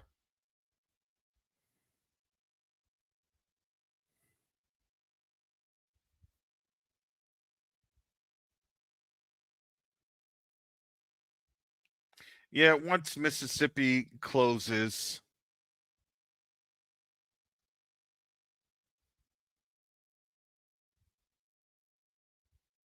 that's going to go. Louisiana, they always try to say, oh, you can't take that for granted. And then, You have New Orleans that kind of makes it competitive, Baton Rouge, maybe even up away, Shreveport, West Monroe, those areas.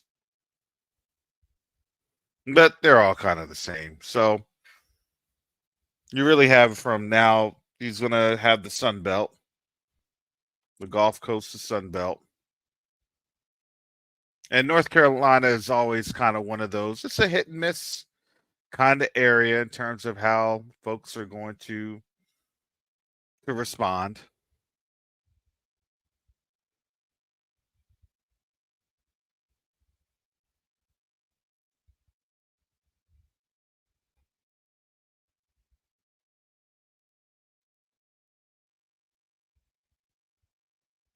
And things in the Highlands are definitely, you know, different than your lowlands, neither near Cape Fear, your Cape Fear Basin. You have your areas over by the bases. And we're talking about Fort Bragg, now Fort Liberty. You have Camp Lejeune, Cherry Point areas. Then you're going to have your Outer Banks areas. And those are normally Republican. They're retirees on out there for the most part. Folks on out there either retirees or they're out there, working on the water, working in those channels.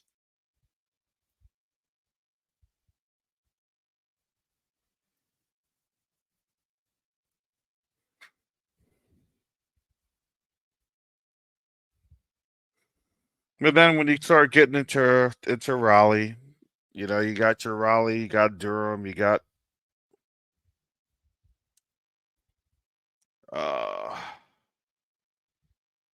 what's that other area?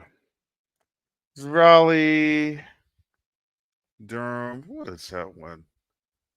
Greensboro. Yep. And there's another one for the triangle. Or they're kind of associated with the triangle.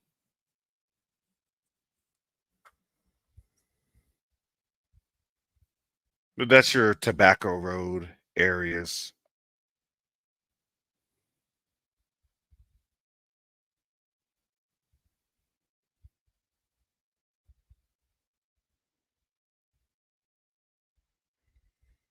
So again, even in North Carolina is going to be, again, pretty interesting.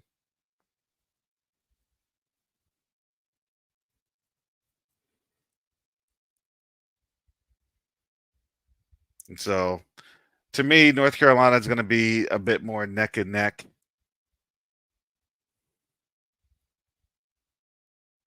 And, again, I have to say this. I think during the course of, Cary. Yep, you have Cary. And you have Cary, Chapel Hill, the universities, that university area. Yeah, so understand what they're ending up doing is so you have your electoral college. Your electoral college is basically the states having as a whole, their electoral college votes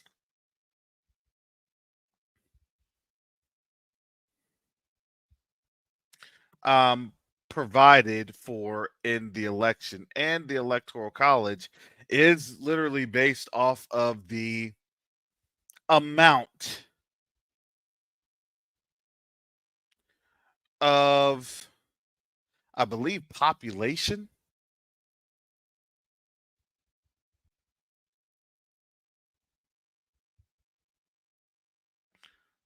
But yeah, don't ask me about the mechanisms of how many electoral college votes are there.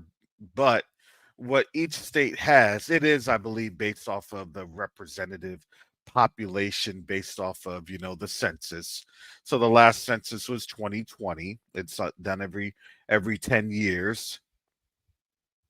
And with the Electoral College, so if a state is able to have a certain vote go towards that person, then by the constitution of that state, the Electoral College actually follows the wishes of the people of the state. So let's say if Trump does win North Carolina, then he will take all of the amount of Electoral College votes in North Carolina, which I don't know how many votes are there. I think maybe 19 or 20 in North Carolina. And that is based on the populace. So again, the key to it is there's, I think, a total of 501 electoral or 541, excuse me, or 39, 539, one of those. So basically, the golden number is the first to 270.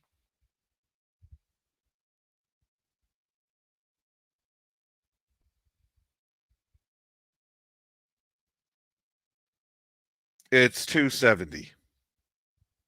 So whoever gets to 270 is who wins.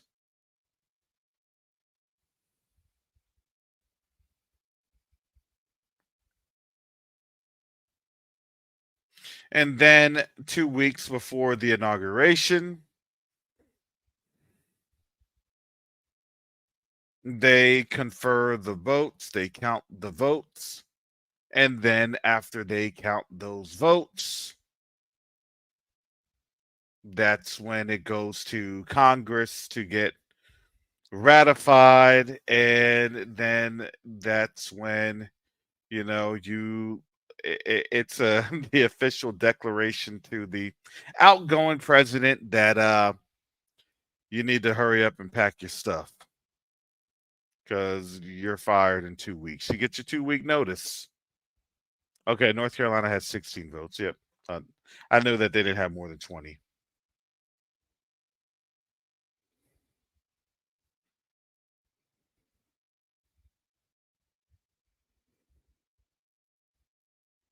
But so the strategy, this is why they don't really, go all over and all out over the election.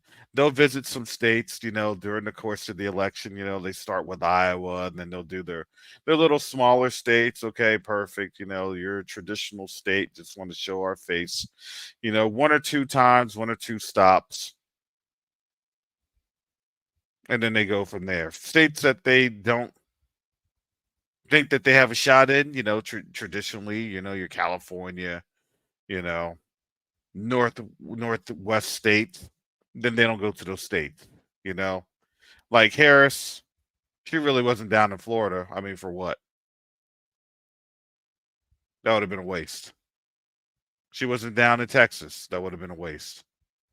So she shores up her support in, the traditional states like the Michigans, the Californias, the Washingtons, and then the Northeast.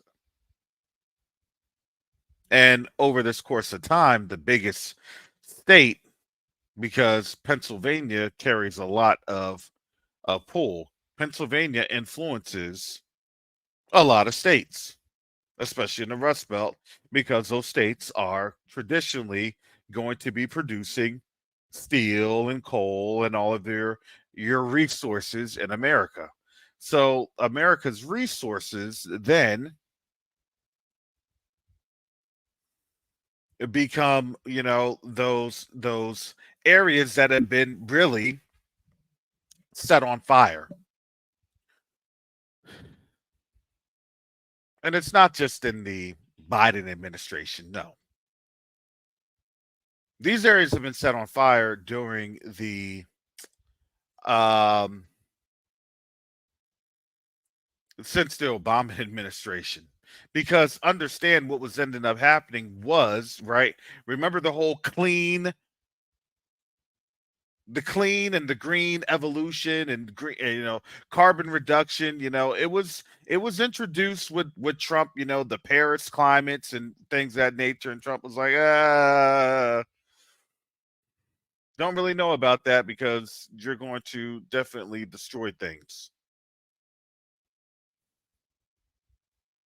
They did this little fictitious number of we're going to get away from carbon reduction, and they have this carbon nonsense, and then they still had to go back to utilizing carbon. They still had to go back to natural gas, which is heavy in carbon. And the fatal mistake that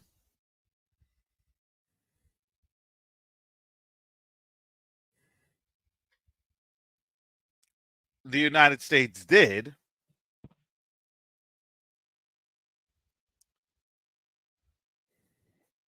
was that, honestly, on the world stage, in my opinion, right now, which is now it's now having repercussions. 2 years ago, everybody knew that the U.S. done blew up the Nord Stream pipeline because it literally came out of Biden's mouth that he was going to blow up the Nord Stream pipeline, and both of the pipelines got blown up. And all that did was it created issues with Europe. So you have European politicians saying one thing, but you definitely have a people saying the another. You definitely have a people saying another.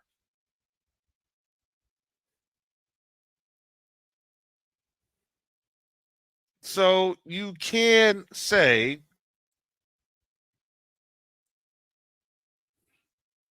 that, oh, well, the politicians in Europe and the politicians here and the politicians there, the people support them. No, they don't.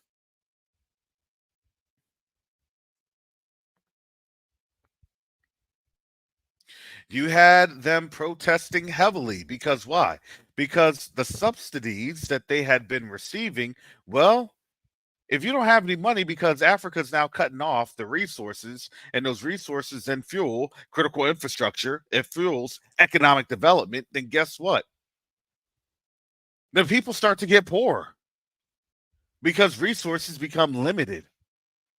So when the Nord Stream pipeline blew up, those resources became limited, and the U.S. was looking at folks like, that wasn't us. And it's like, yo, y'all just said that you're going to blow up.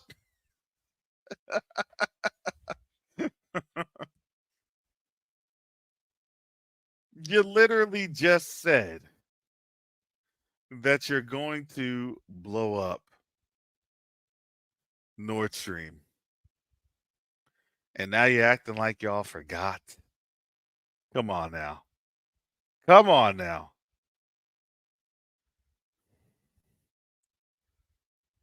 So then Biden is looking all stupid.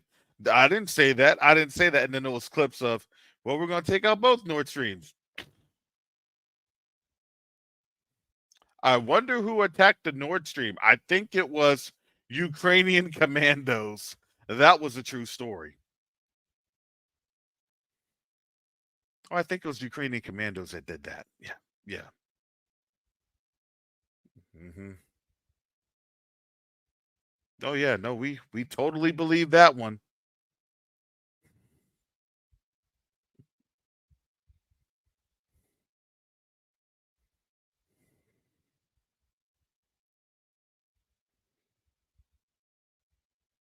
And that is why the rest of the world, especially in Europe soured on the United States. Why? I would be sour too if my electrical bills went up, I would be soured too if I can't get any type of heating. And remember, they were literally arresting people in Germany for going out and chopping trees so they can have wood for their fire.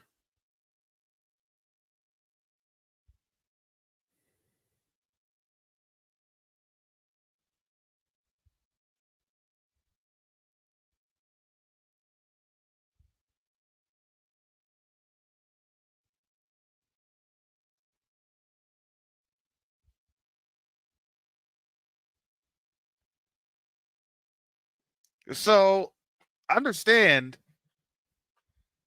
yeah, there may be friendly diplomatic relations, but the US's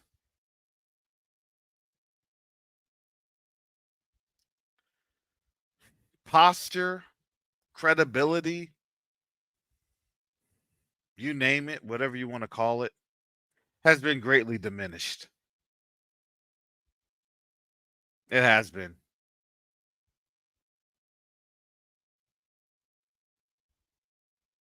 Now, when people say, oh, if we get Trump back, then people will respect us and fear us, I don't think so. In my opinion, I believe it's way too late for that.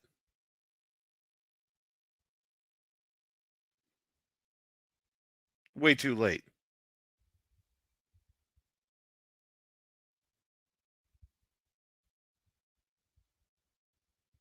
Oh yeah, no, YouTube is hitting us hard. YouTube was hitting me hard today.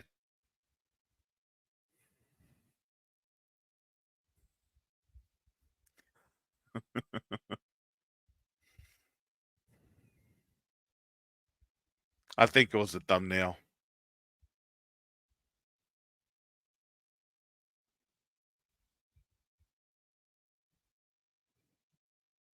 So no matter what goes on, things are going to escalate. Because understand, even the world leaders are looking to see who got selected. I mean, quote unquote, elected.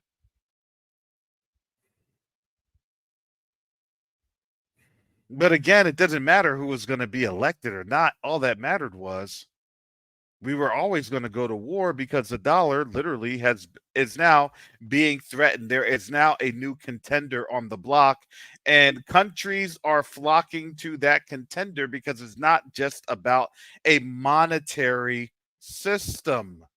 It is literally about a monetary system that then evolves into a diplomatic and then militaristic bloc. A diplomatic and militaristic bloc.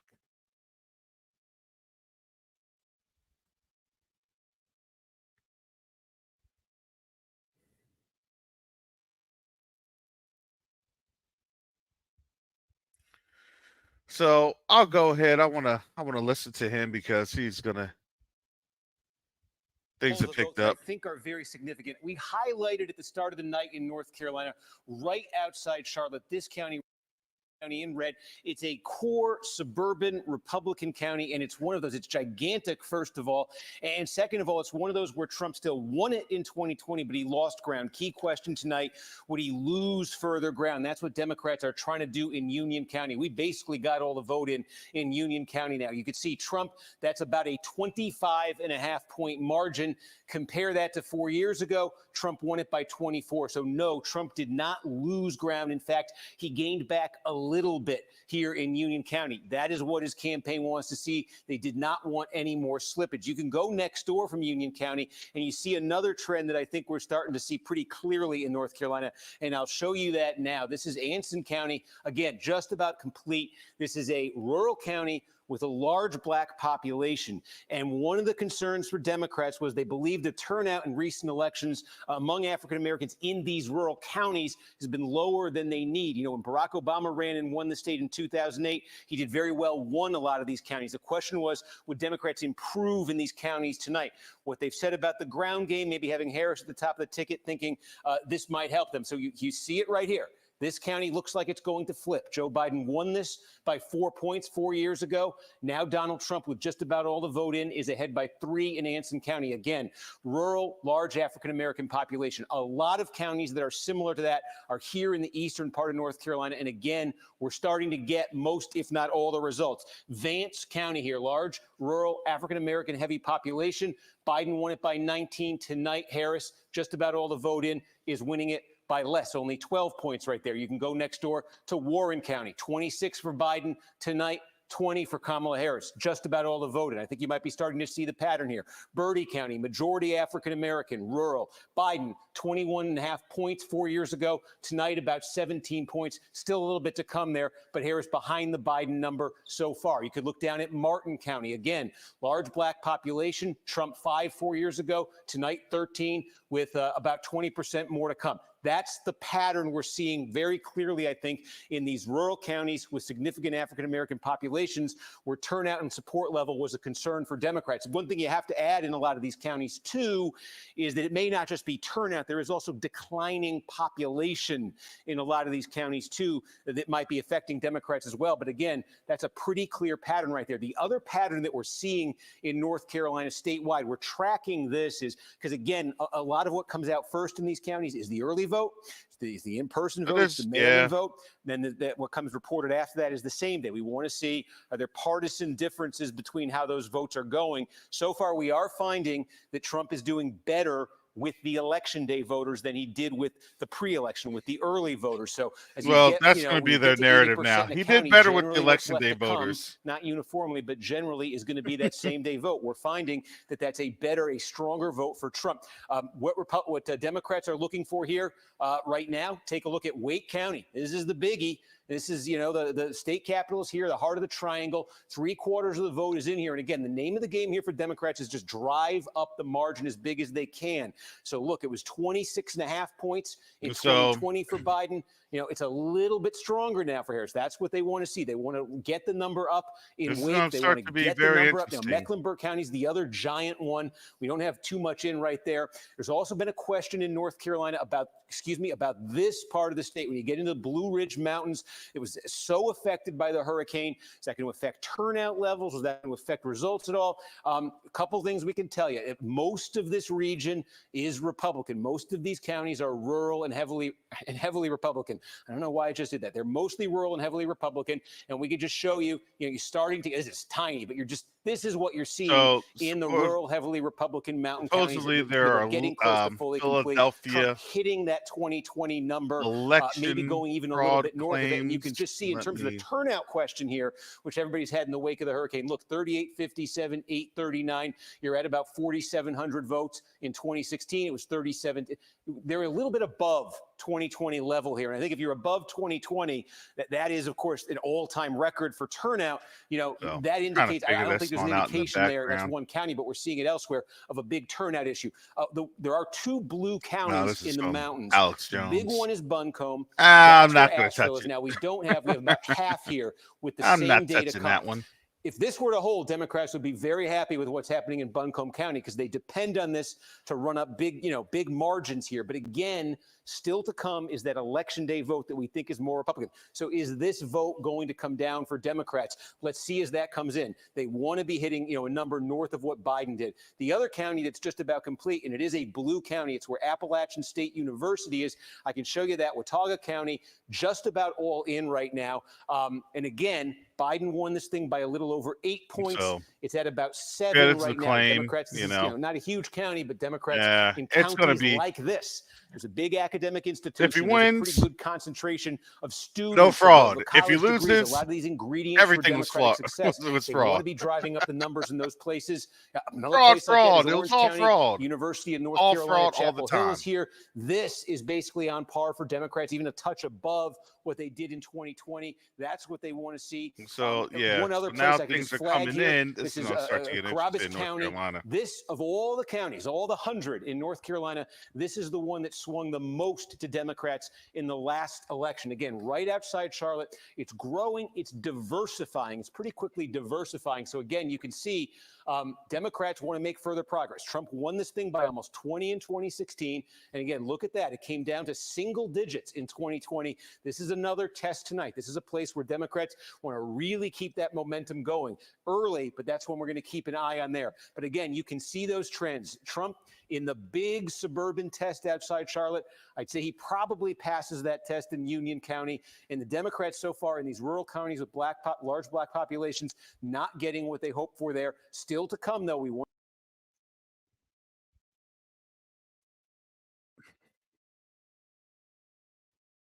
So right now, I'm going to take a commercial break with a word from our sponsors at Covenant Awakenings.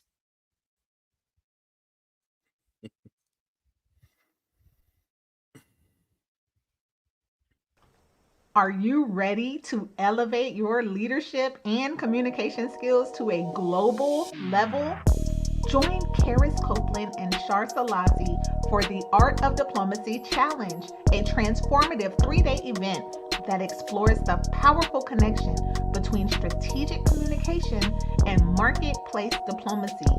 Unlock the skills to lead with empathy, build lasting relationships, and make an impact in the global business arena, all rooted in the strength and beauty of the African diaspora. Don't miss your chance to learn from world changers and spread your positive influence across the world. Reserve your spot today.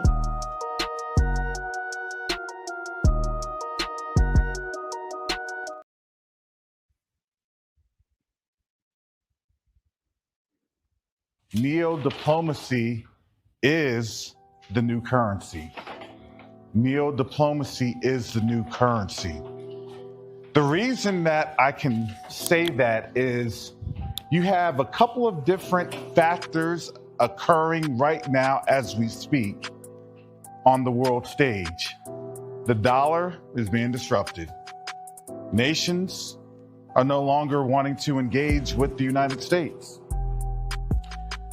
But the third factor that affects each and every one of us is that there is a diaspora from the African continent that's willing and able to engage our brothers and sisters on the continent. The Rise of Africa, the continent, the diaspora, and BRICS explores the relationships that are affecting the global economy right now. This book explores the relationships of the African diaspora's influence on the African continent and why this is important in stabilizing relationships with an understanding of how BRICS impacts the future, good or bad. You can order your copy of The Rise of Africa today on Amazon.com. All right, I'm back after that quick commercial announcement. Let's go back and see what is going on with these election day results. And those are election day results. But again, I feel that my opinion, just my personal opinion, we're not going to get those results in just yet. They won't call the race, not tonight. In 2020, you see, but at least we'll start to kind of see how they're going to try to dramatize this thing. By a fraction of a point in 2020. And yes, this thing will be overly dramatized. This thing is going to play out to people's personal feelings and emotions. There's going to be fiery speeches of how the democracy is at stake, and if you vote for somebody, it's World War III, and if you vote for another person, it's World War III. And the economy is already going to be destroyed because BRICS is going to take its toll. To 50. That's what Trump wants with the remaining vote there. I think we've got just about all of Douglas County. The selection process is happening demographically, in it's fast District growing, 1. it's transforming politically. While It's us outer diversifying. district And you can see here, Democrats, it plebeians, looks like in Douglas, have serfs, achieved what they want to do here. Biden won this thing by are 25 just points going in 2020, just about all in. Now and Harris raising has our it north 3 of 30 fingers points. That is something Democrats want to see there. So again, we zoom out statewide. at the very It's a beginning 6-point lead of right now. the You real can also life check in if you want. Hunger Just take a Games. look. We've got them marked off on here. I'll show you.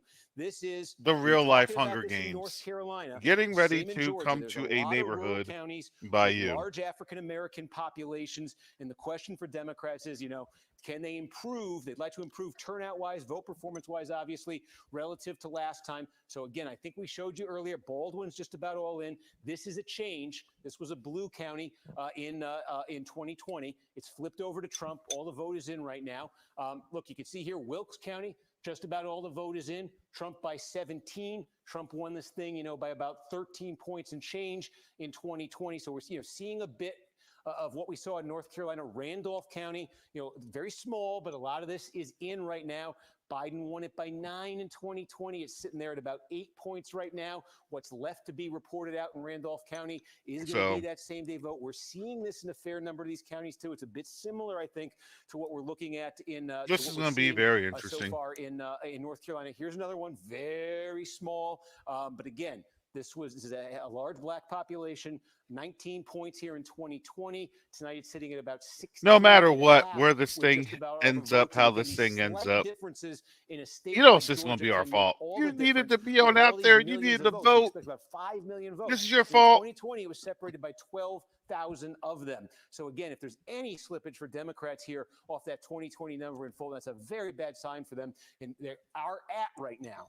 Harris is at 72.6. This is the biggest single county in Georgia. 72.6, 72.6. If this number starts dropping with the remaining vote, with that remaining same-day vote to come in, even though that looks like an enormous Democratic win, and by numbers it is, it may not be enormous enough. The Democrats don't want any slippage there. So we'll be paying close attention to that one too, Rachel, as we get more from Georgia.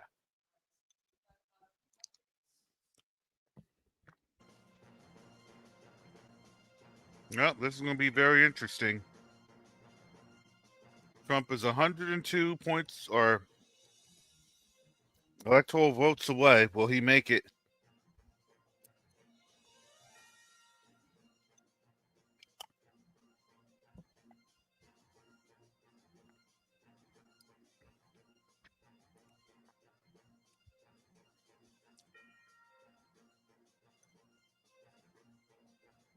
Yeah, Wisconsin's going to be a very interesting vote too, or very interesting area.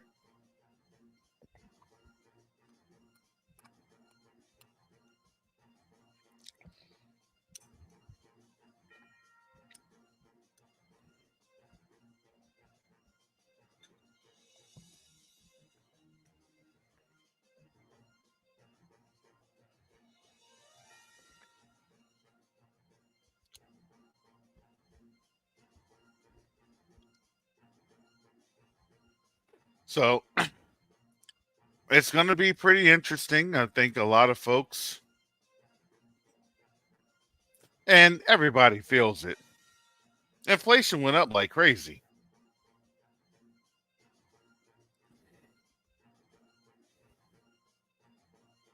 Jobs, yeah, people laying folks off. A lot of people, they have to vote with their pocketbooks.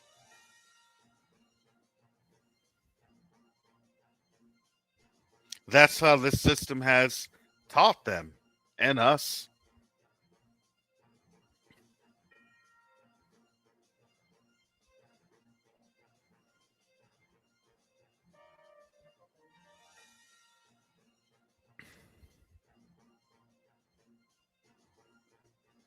Yeah, orange juice is even expensive. Everything has gotten expensive.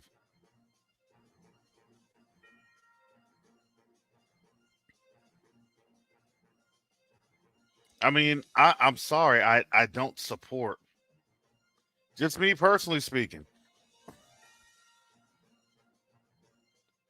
People were talking about, and I remember this. People were talking about, oh, Trump is going to bring us to war, and Trump is going to have us a war, and I'm sorry, we're now technically in 2 wars and another 2 escalation points with Taiwan and North Korea. North Korea just blew up their tunnel that did their little, inner exchange program to help bolster each other's economies and create dialogue. And that was blown up under the Biden administration. I'm sorry, you can get emotionalized, but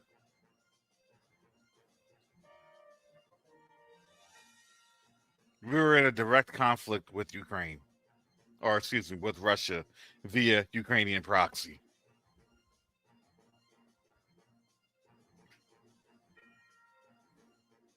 You got TGI Fridays going out of business.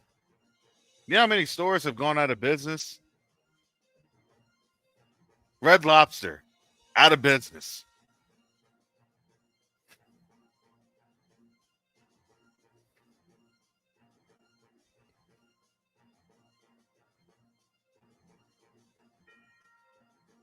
If Trump wins, that'll all be reversed and pardoned anyway. Because you got to remember the I kind of think it's laughable. Understand, family, that is how a third world country operates. It goes after its political opponents via court. That's what you see on mostly on the continent of Africa and South America.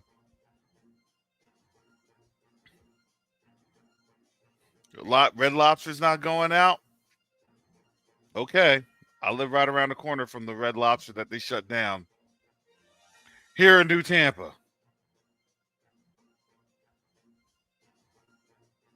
And do you know how many senior citizens would be there at Red Lobster at 4 in the afternoon and they shut Red Lobster down? Oh my goodness.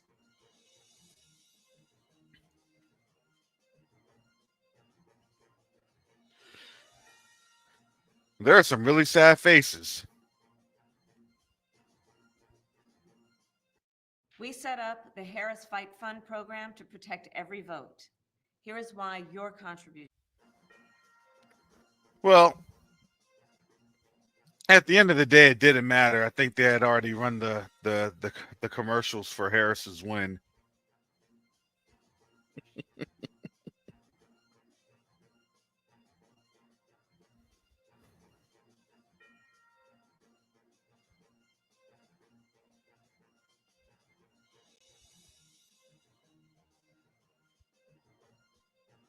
But at the end of the day, this 2-party system wasn't really anything of the model that they were trying to present in terms of governance. It just wasn't. It was a nice little game. It was a nice little sleight of hand. Okay. We'll give people that. It was a good sleight of hand. And it got our people emotionally attached to promises.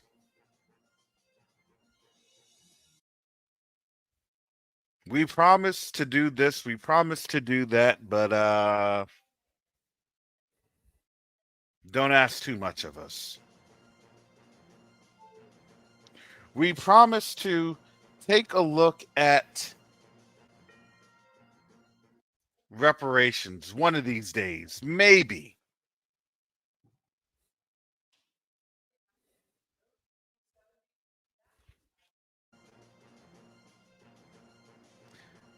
I don't know how many people realized that they had to revise the job numbers down. Over 1 million jobs lost giant numbers in these counties, and then Trump just with the this mail year. vote, and then Trump with the same-day vote trying to chip away at that and reverse it. How do you reverse this that? This one we flagged at the start of the night, so I want to check in on it. Lackawanna County, where Scranton is. This is one of the most complete counties. And the policy can be, yet, but it's one well, of the we don't want to have Trump in office. About 80% How of do you vote reverse is that? right here. And, this is And the policy is not going to be, we're going to give more money for subsidizing groceries. That doesn't work.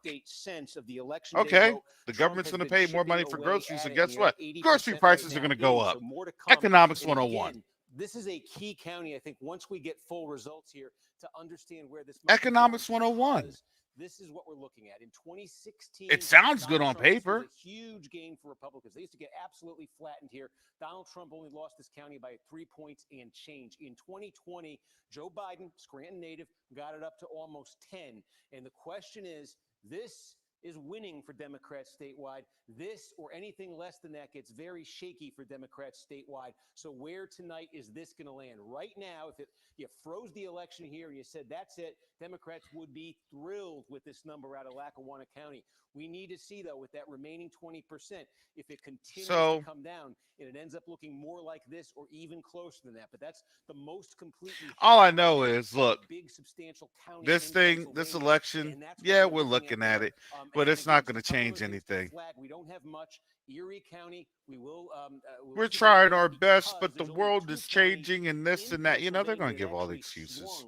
Between 16 and 22 counties that went for got to give the excuses and then flipped to Biden in 2020. Erie County is one of them. We basically have no vote from there, but that's a bellwether county we want to be following as it comes in. And the other one is on the eastern side of the state here. This is Northampton County. Now we got about a quarter of the vote in here. A lot of this you could just see here. This is what it lets the mail-in vote. You see, Joe Biden won this thing narrowly in 2020. Yeah, no, it's going to be a long night. No, I got about another hour and a half in me. To get tallied up and come in. Can Donald Trump get Tim Truth. Yeah, Pepsi laid off a lot of workers in Chicago. They surely did. In Pennsylvania. By the way, Wisconsin. And it's not just Chicago. Pepsi was laying off workers all over. Because why? Because they're laying off workers. The Bow counties, Brown, Outagamie, Winnebago, why are they laying off workers? Because people's salaries aren't being able to support Donald Trump lost some ground in 2020. The dainties that they once were able to get.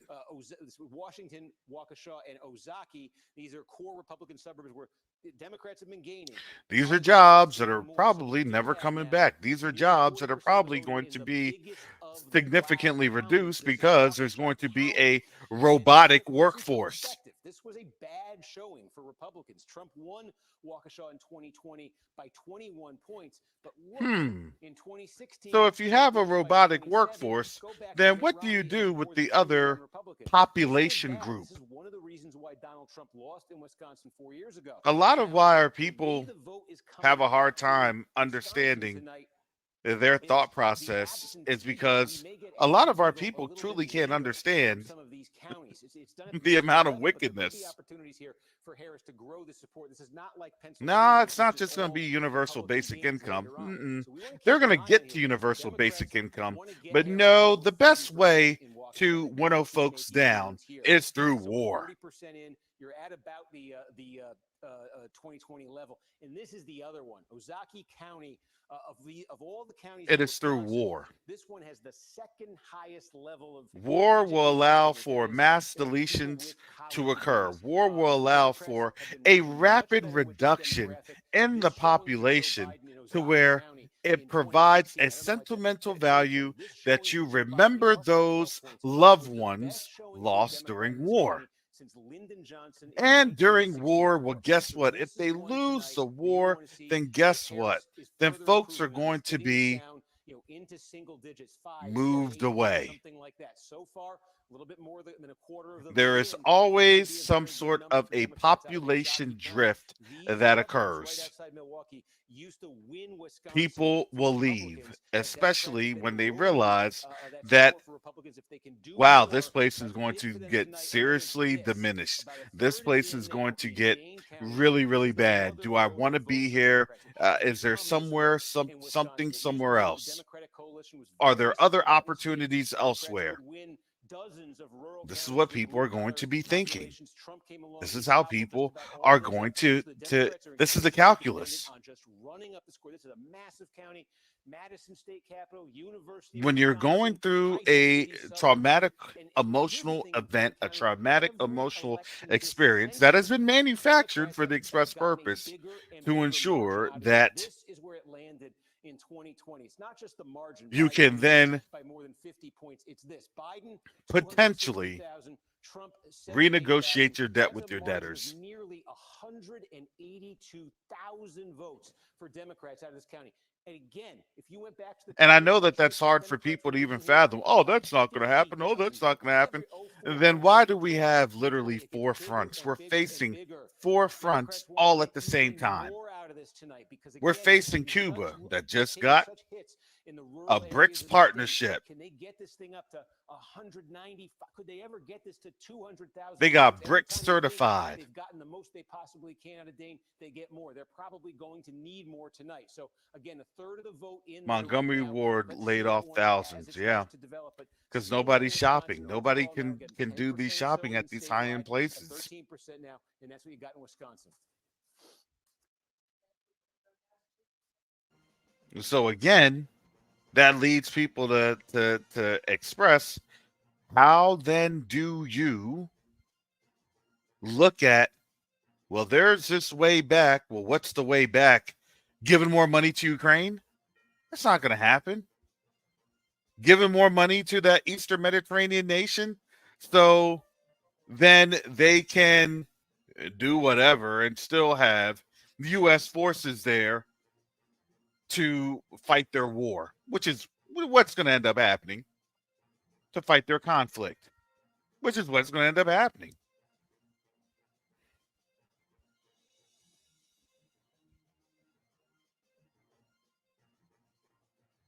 So is that the way things are going?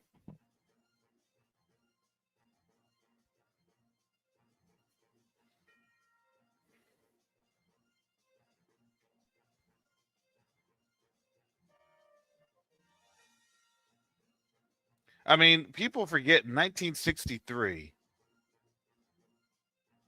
and actually it was before 1960. I think it was like 1962 when you had the Cuban Missile Crisis. There were Russian ships that were getting ready to bring in Russian missiles.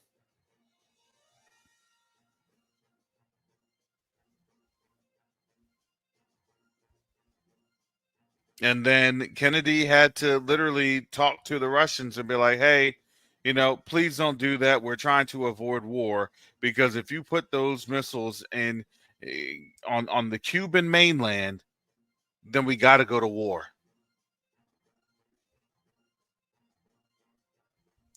So the question that I always ask folks is, so what's so different when you literally had that with Russia saying, hey, don't do that, especially with Ukraine? And not a lot of people even understood that since 2014, there had been an ethnic cleansing campaign. But people forget about that. People forget to, read the UN resolutions that have actually stated that. If it's not on my Twitter timeline, if it's not on my TikTok timeline, if it's not on my Instagram, if it's not on my Facebook, I don't think it even exists.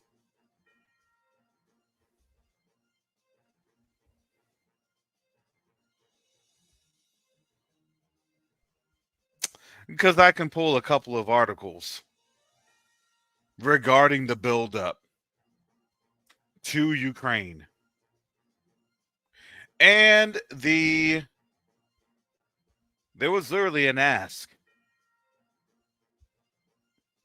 And Russia had asked in the UN Security Council and the UN General Council, is anybody going to stand up for this? And you know what the whole world did? They said, we're shutting our mouths. We got this dollar. We're shutting our mouths.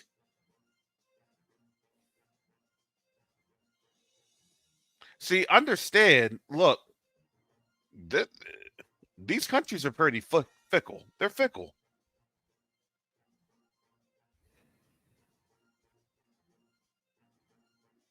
Oh, well, you know what? We should have really said something earlier, but we were scared of the United States, and they had this fiat currency, you know, and that fiat currency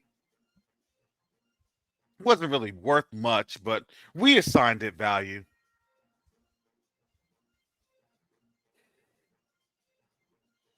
And then people started to go to gold, and we realized we got poorer on holding fiat currency than actual real currency. And now we had to reconsider.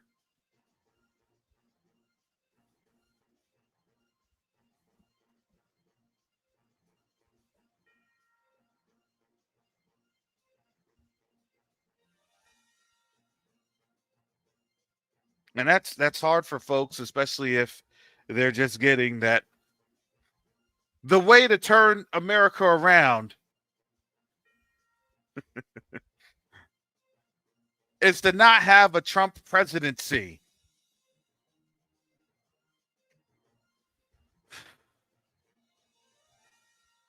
Hmm.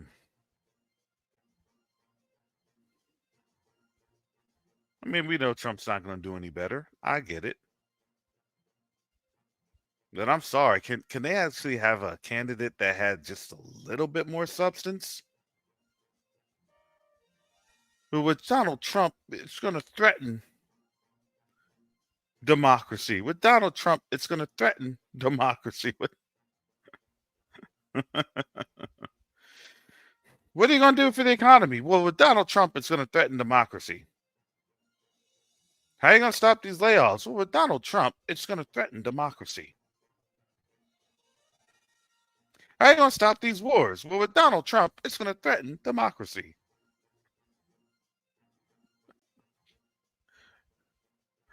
How are you going to stop these taxes from going up? What taxes are going up?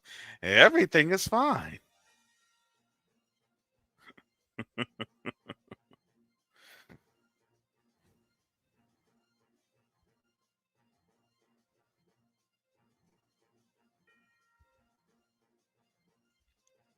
Oh, boy.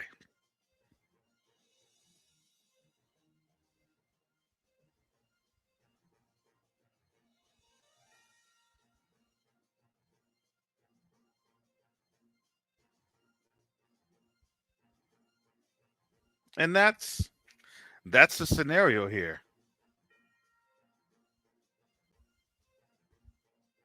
Yes, they did. Yes, they did. And then they stood down because they were on the brink of war.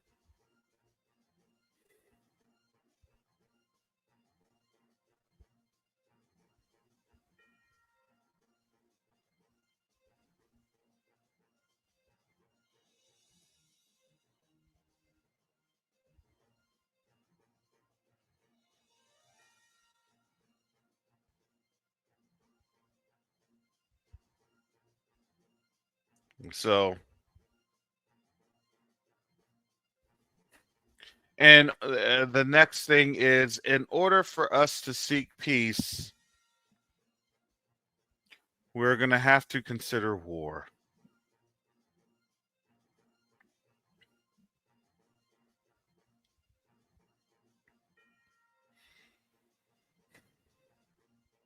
What do you mean, in order for us to seek peace, we're going to have to get somebody better explain that. Oh, don't worry, but in order for us to seek peace, we're going to have to. We're going to have to go to war. It's probably best said, in order for us to not be poor, we're going to have to fight. And here's the thing. I honestly, I would be more respectful of that situation if that was stated.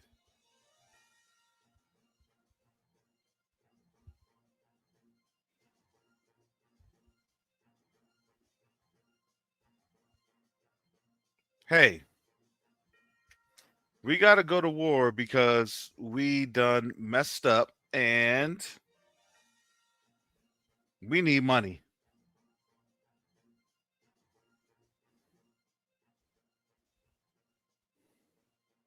All right, send them black folks. What?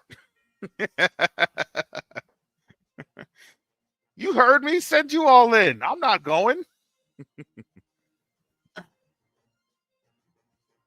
I'm not going because the doctor said that I have something going on. I have a hangnail.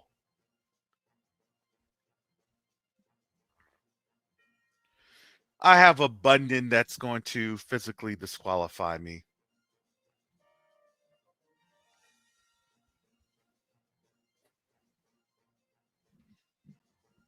My foot falls asleep easily.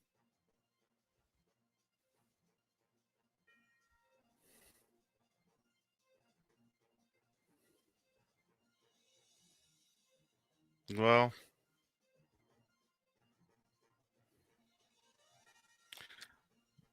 I pray that our people better be clicking on the objective conscientious or conscientious objector. Why are you a conscientious objector?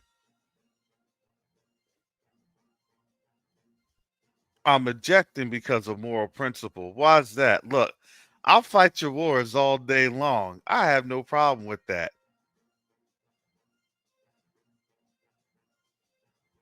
But when you didn't want to talk about reparations, then why are you talking about including us in your war? I'm just saying.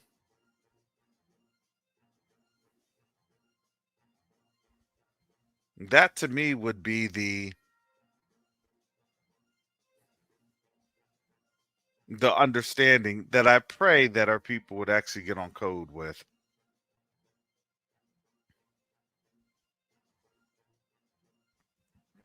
Because they will not be the first ones out the gate. I'm here to save America. But I'll save America right after you. Wait a second. Wait, no, that's not how this is going to work.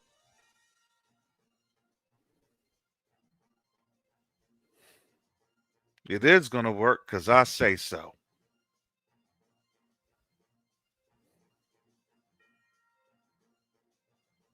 And they do have and understand, they're suffering from that too in the military.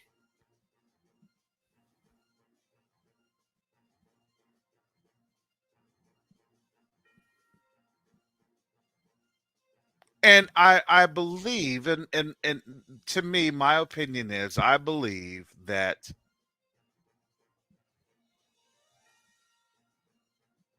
our people this time would kind of have a little bit more understanding of how legal international mechanisms go.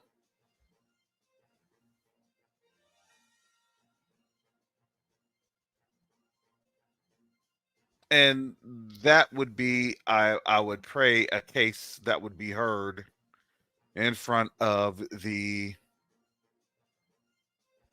Hague with either the ICJ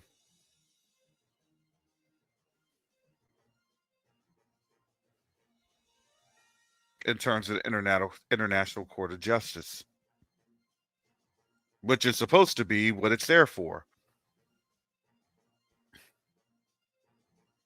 Wait a second, we have to do a complaint. So you see, under the Dumb Diverses by Pope Nicholas V in that paper bull. So technically speaking, we are prisoners of war. And is it legal to have prisoners of war fight someone that has not fully compensated us? Because that's the claim, isn't it? And this is 9:49. I usually get tired at this time. But I got another hour and 10 minutes But that would be the claim.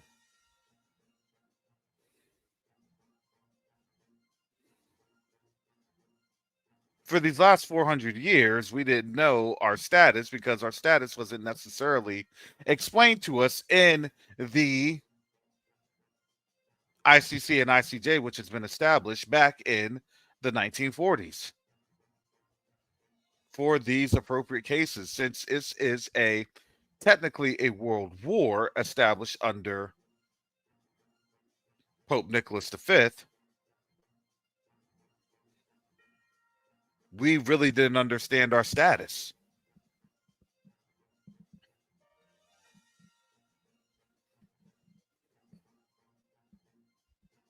And here's the thing, family. I don't think that would actually have to be filed by us.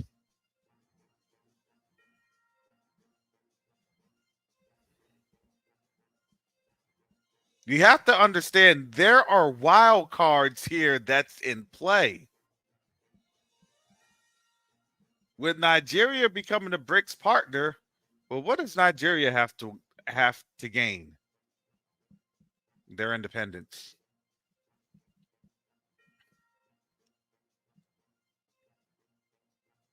And I would say their independence financially.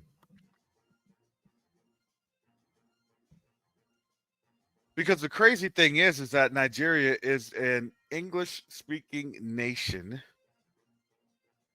Nigeria is an English-speaking nation that still pays to the Bank of France through ECOWAS.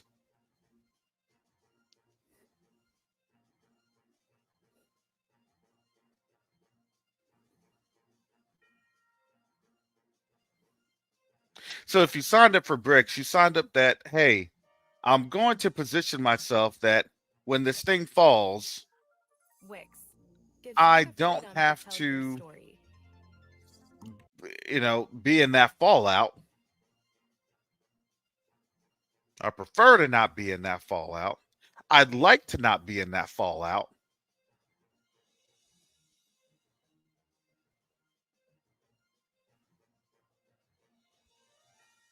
Well, what are you going to do?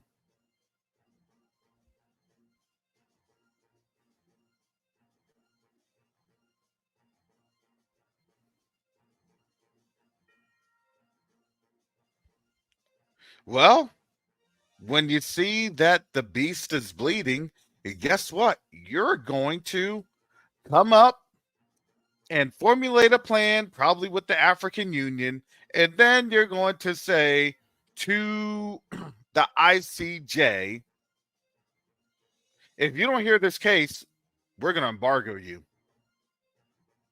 Amazing how when you take control of your resources, do you know how amazing that is, that you actually become empowered when you're able to take control of your resources?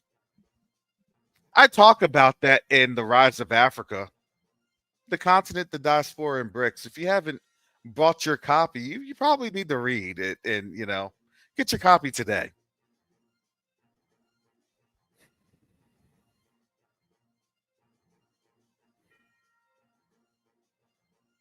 And now we're literally seeing this play out in front of our faces real time.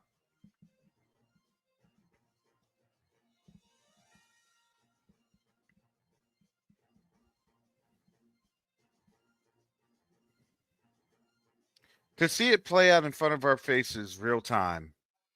Yeah, and again, it's kind of coming in incrementally. So a lot of these counties, as I said, there's this big division between the vote by mail and the same day, and it's kind of unclear. It's really don't have enough to say, but one county where we're getting real close, and I think is going to be a very big indicator. It's really instrumental. About this is Lackawanna County, where Scranton is, and now 90% of the vote is in. And we were looking at this a few minutes ago, and we were saying again that we expected Trump to close, to cut into the lead that Harris had. It was at about 6.5, 7 before. Now with 90%, and you can see he's cut it a little bit. It's down to 5 points. And remember what we're and why not? In Lackawanna County. There's two. Is that such a far-fetched thing? In the last two elections. In 2016, Donald Trump. Let me tell you, 2019, 2020, that was far-fetched. Everything that I'm saying is totally far-fetched. came in and won this by more than 8 points. Biden won the state. You didn't We have were saying at the start of the night, Trump wants really this number, much Democrats want that power number. within Right BRICS. now, You didn't. it's sitting right in between them. It's sitting BRICS at was 5. just So okay. It's some still sort of some an same data economic coming block. in. They're Let's see this doing remaining something 10%, what that does to this margin. Again, the same day seems to to be where favoring Trump. How much is it the going to take continent would Trump? Is it never going to think bring that it of down us. They back don't to even this really level know who we completely? are. Is it going to To stabilize? now That's it's the most oh snap, important yeah, the county we continent have could in actually see that. Pennsylvania right now. And I think we said at the start of the night, it's a very key one because this region where Scranton is, That where doesn't Lackawanna sound County so is, far this is fetched. very Matter of contested fact, I could political see terrain. that Just to show happening. you some of the other Matter of counties here, fact. Luzerne County. This is where Wilkes-Barre is. This is also where the city of Hazleton is. Hazleton is a majority Hispanic city. Donald Trump actually won Hazleton. You don't want to hear this case? In Guess what? 2020. Again, Trump campaign thinks it can make more gains with Hispanic voters. If they do, you'll We're see it economically here. embargoing Half you. the vote is in Luzerne County. And We'll be again, fine the because same we'll day is trade what's still to amongst come each here. other, and So Trump's you know leading the by 8 African points now. Continental Free He Trade won this Agreement county will by be more than okay. 14 in 2020. Question for the Trump campaign wants to get over that number. They want to improve on that number here. If the Democrats can stop them from doing that, And I you know, believe that right there's a now, development with for the Europe Democrats. being But in want the to go back weakened and state, look at Europe is in a Georgia, weakened state. because again, and Joy was just They talking are in a about this, weakened state. the So suburban this is support for why I Democrats can in this Atlanta come on metro out here and area. say, yeah, Something this interesting is happening. There are some suburban counties here. You call them kind of the emerging suburbs of the this is Atlanta metro something, you know, area. when The you growth have is the your funds fastest here. taken The away, when you have your diversification is the funds most dramatic, and that is definitely where Harris is posting improvements tonight. I think we showed you Douglas County a few minutes ago. Again, not able rapid to growth here. create It's about half black, and you can see in 2020, that 25 economic points. Tonight, Harris is wheel, by 32 points. You see it and in that wheel, Rockdale again, County. the Just about spokes are all breaking of the off. vote is in here. Biden got The 70%. tire Harris has pushed that is up to running flat. 73. This is You the can only run on a flat tire for black so county. long You until go your to Newton tire County here. busts. You know, this was the tightest margin of all the And then when your Atlanta tire metro busts, you counties. ain't This moving. was the tightest margin for a county that Democrats won. Almost all in 2020, almost all the voters in. Harris has improved on it. You see this. You could take a look at Henry County. And now folks are trying to figure out who they want to blame. Won it by 20. Look at that. That's up to I got to 30 or blame the so United for Kamala States. That's Harris. what they're So doing in Europe. the We thing just is, saw the that. counties I just showed you within this Atlanta metro region, relatively speaking, these are the lesser populated counties. The ones with the huge, the huge population. Well, so Trump is at potentially 191. This is the biggest. So he is, according to just quick math, he's about 79 votes away. County. A drop of a couple points here would more than offset the gain. Somebody's going to pick up that phone. 80% Nip the results. Now you see Biden 72.6 in 2020. Harris has fallen a tick below that. Meanwhile, Trump 26.2 here in 2020. Yeah, when we start to see the West Coast, which is going to be in about another hour or so, that's when we'll start to really get the, you know, the skinny. The Democrats have dropped a little bit. It said all those celebrities got for a loser. Came in, and Harris fell below that Biden number. There's room for her to drop further here. And again, you know, just 1-2 points in Fulton County offsets a lot of the good Democrats might have done themselves. Enact the Kamala Protocol. Excuse me, Douglas. Go la la la la la la la. Getting close in Cobb County.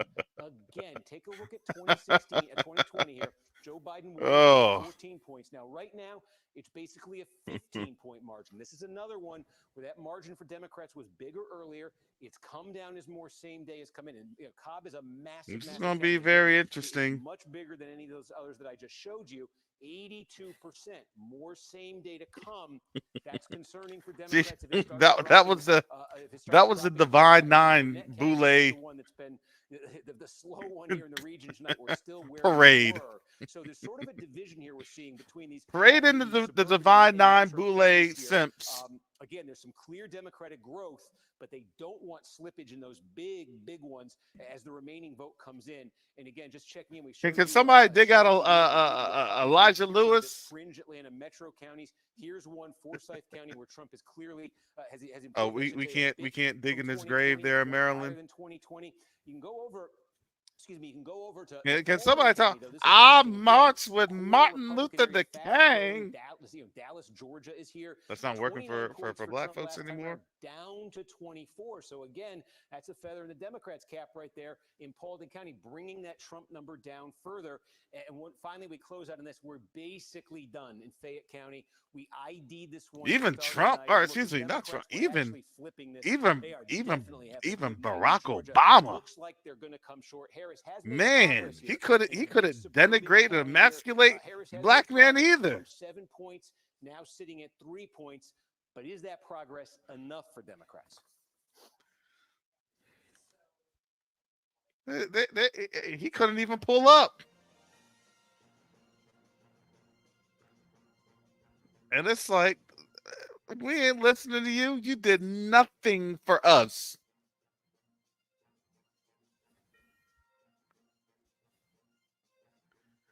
You better go ahead and Kate and talk to your Latino voters.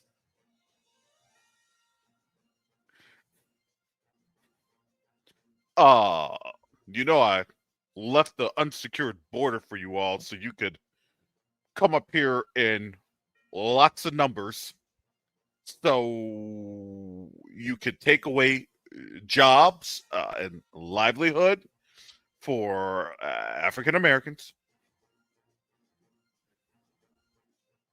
So what am I hearing? That you Latino voters, you Hispanic voters, don't want to vote for Kamala?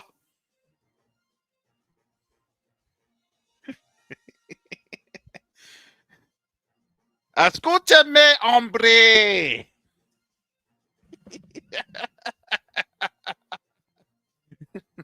Listen, Holmes. Who do you think you are?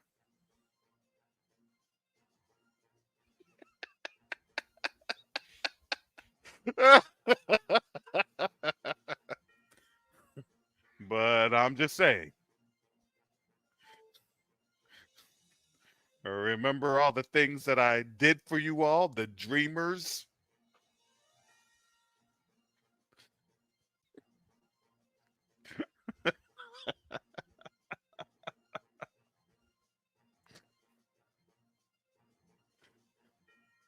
At the White House, we even watched Blood In and Blood Out. And my personal favorite movie, even Colors, where it was black and Hispanic members breakdancing at the same time and gangbanging at the same time. What are we doing?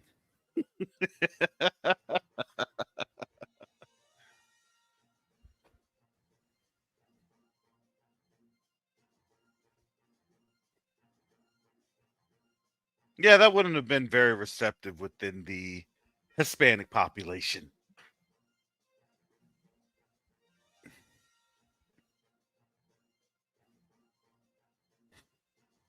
Every single night at the White House, Michelle and I would have our Taco Tuesdays, and we would have a live mariachi band.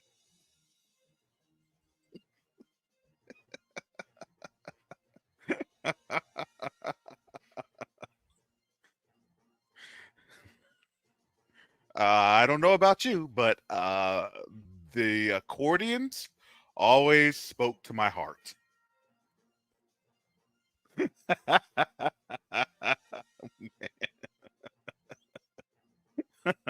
Man. Oh. It's 2024 and you're still he wasn't pulling the clout strings like he thought he had. He did not have it like that.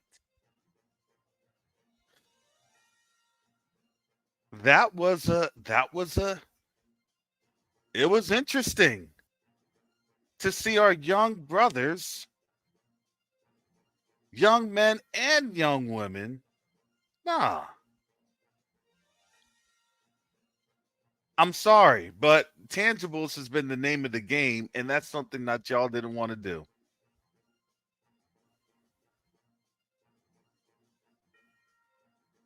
Yeah, this is Arizona's coming in. Arizona's coming in. It's at 51%.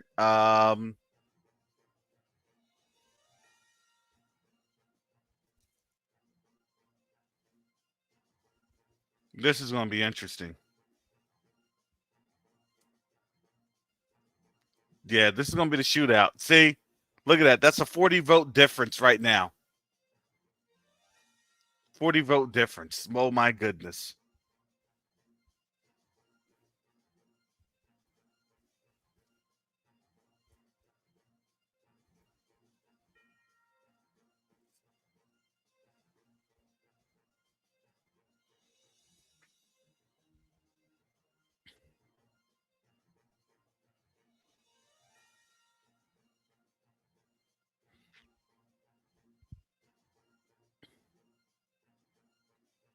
Oh, looks like Trump is projected winner of Kansas. It looks like he took Kansas. That's very interesting.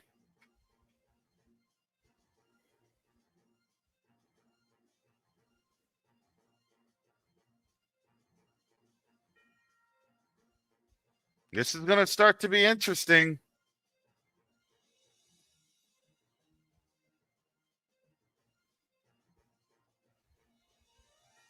So we'll see how New Jersey, it's going to be interesting. I think, yeah. That's definitely a blue state. But it's really going to depend on how blue the blue state is.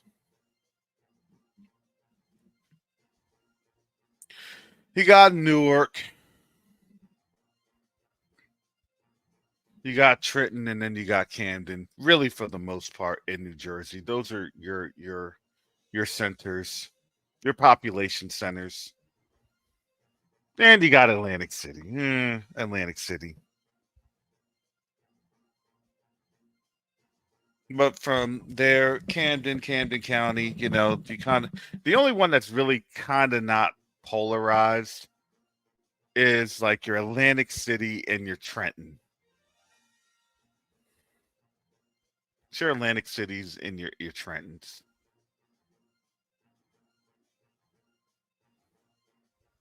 Camden, that's heavily influenced by your Philadelphia area. Southeast Pennsylvania area.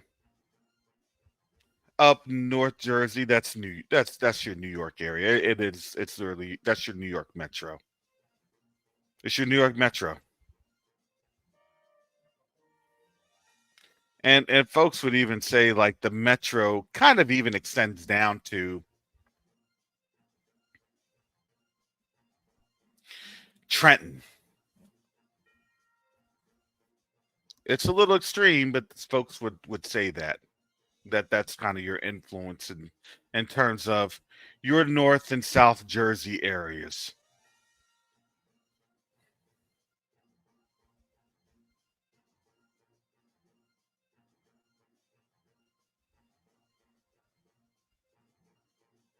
Yeah, this is going to be crazy if Trump leads Wisconsin and he takes Wisconsin. I'm sorry, that would be a wrap. That would be a wrap.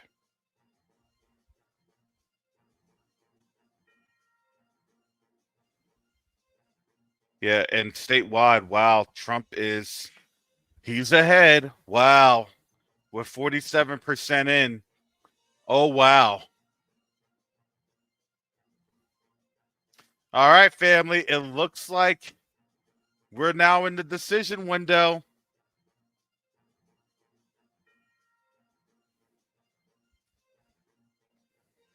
We're in the 69 more votes window. And it looks as though with 47% in, And see, the thing is, I think Harris just got her stuff based off of, honestly, it was based off of the early voting. And the early voting, remember, that was about 2-3 weeks out. And about last week, I mean, she slid. Everybody could see that. She was sliding. She had lost a lot of momentum. Yeah, you got Montgomery County, Philadelphia County. Yeah, that's going to be interesting.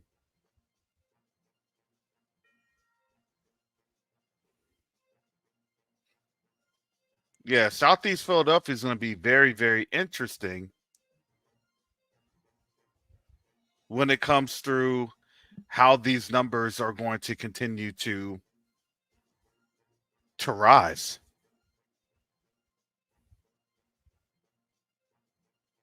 Especially with 47%. And now those are numbers that are coming in, and you had a lot more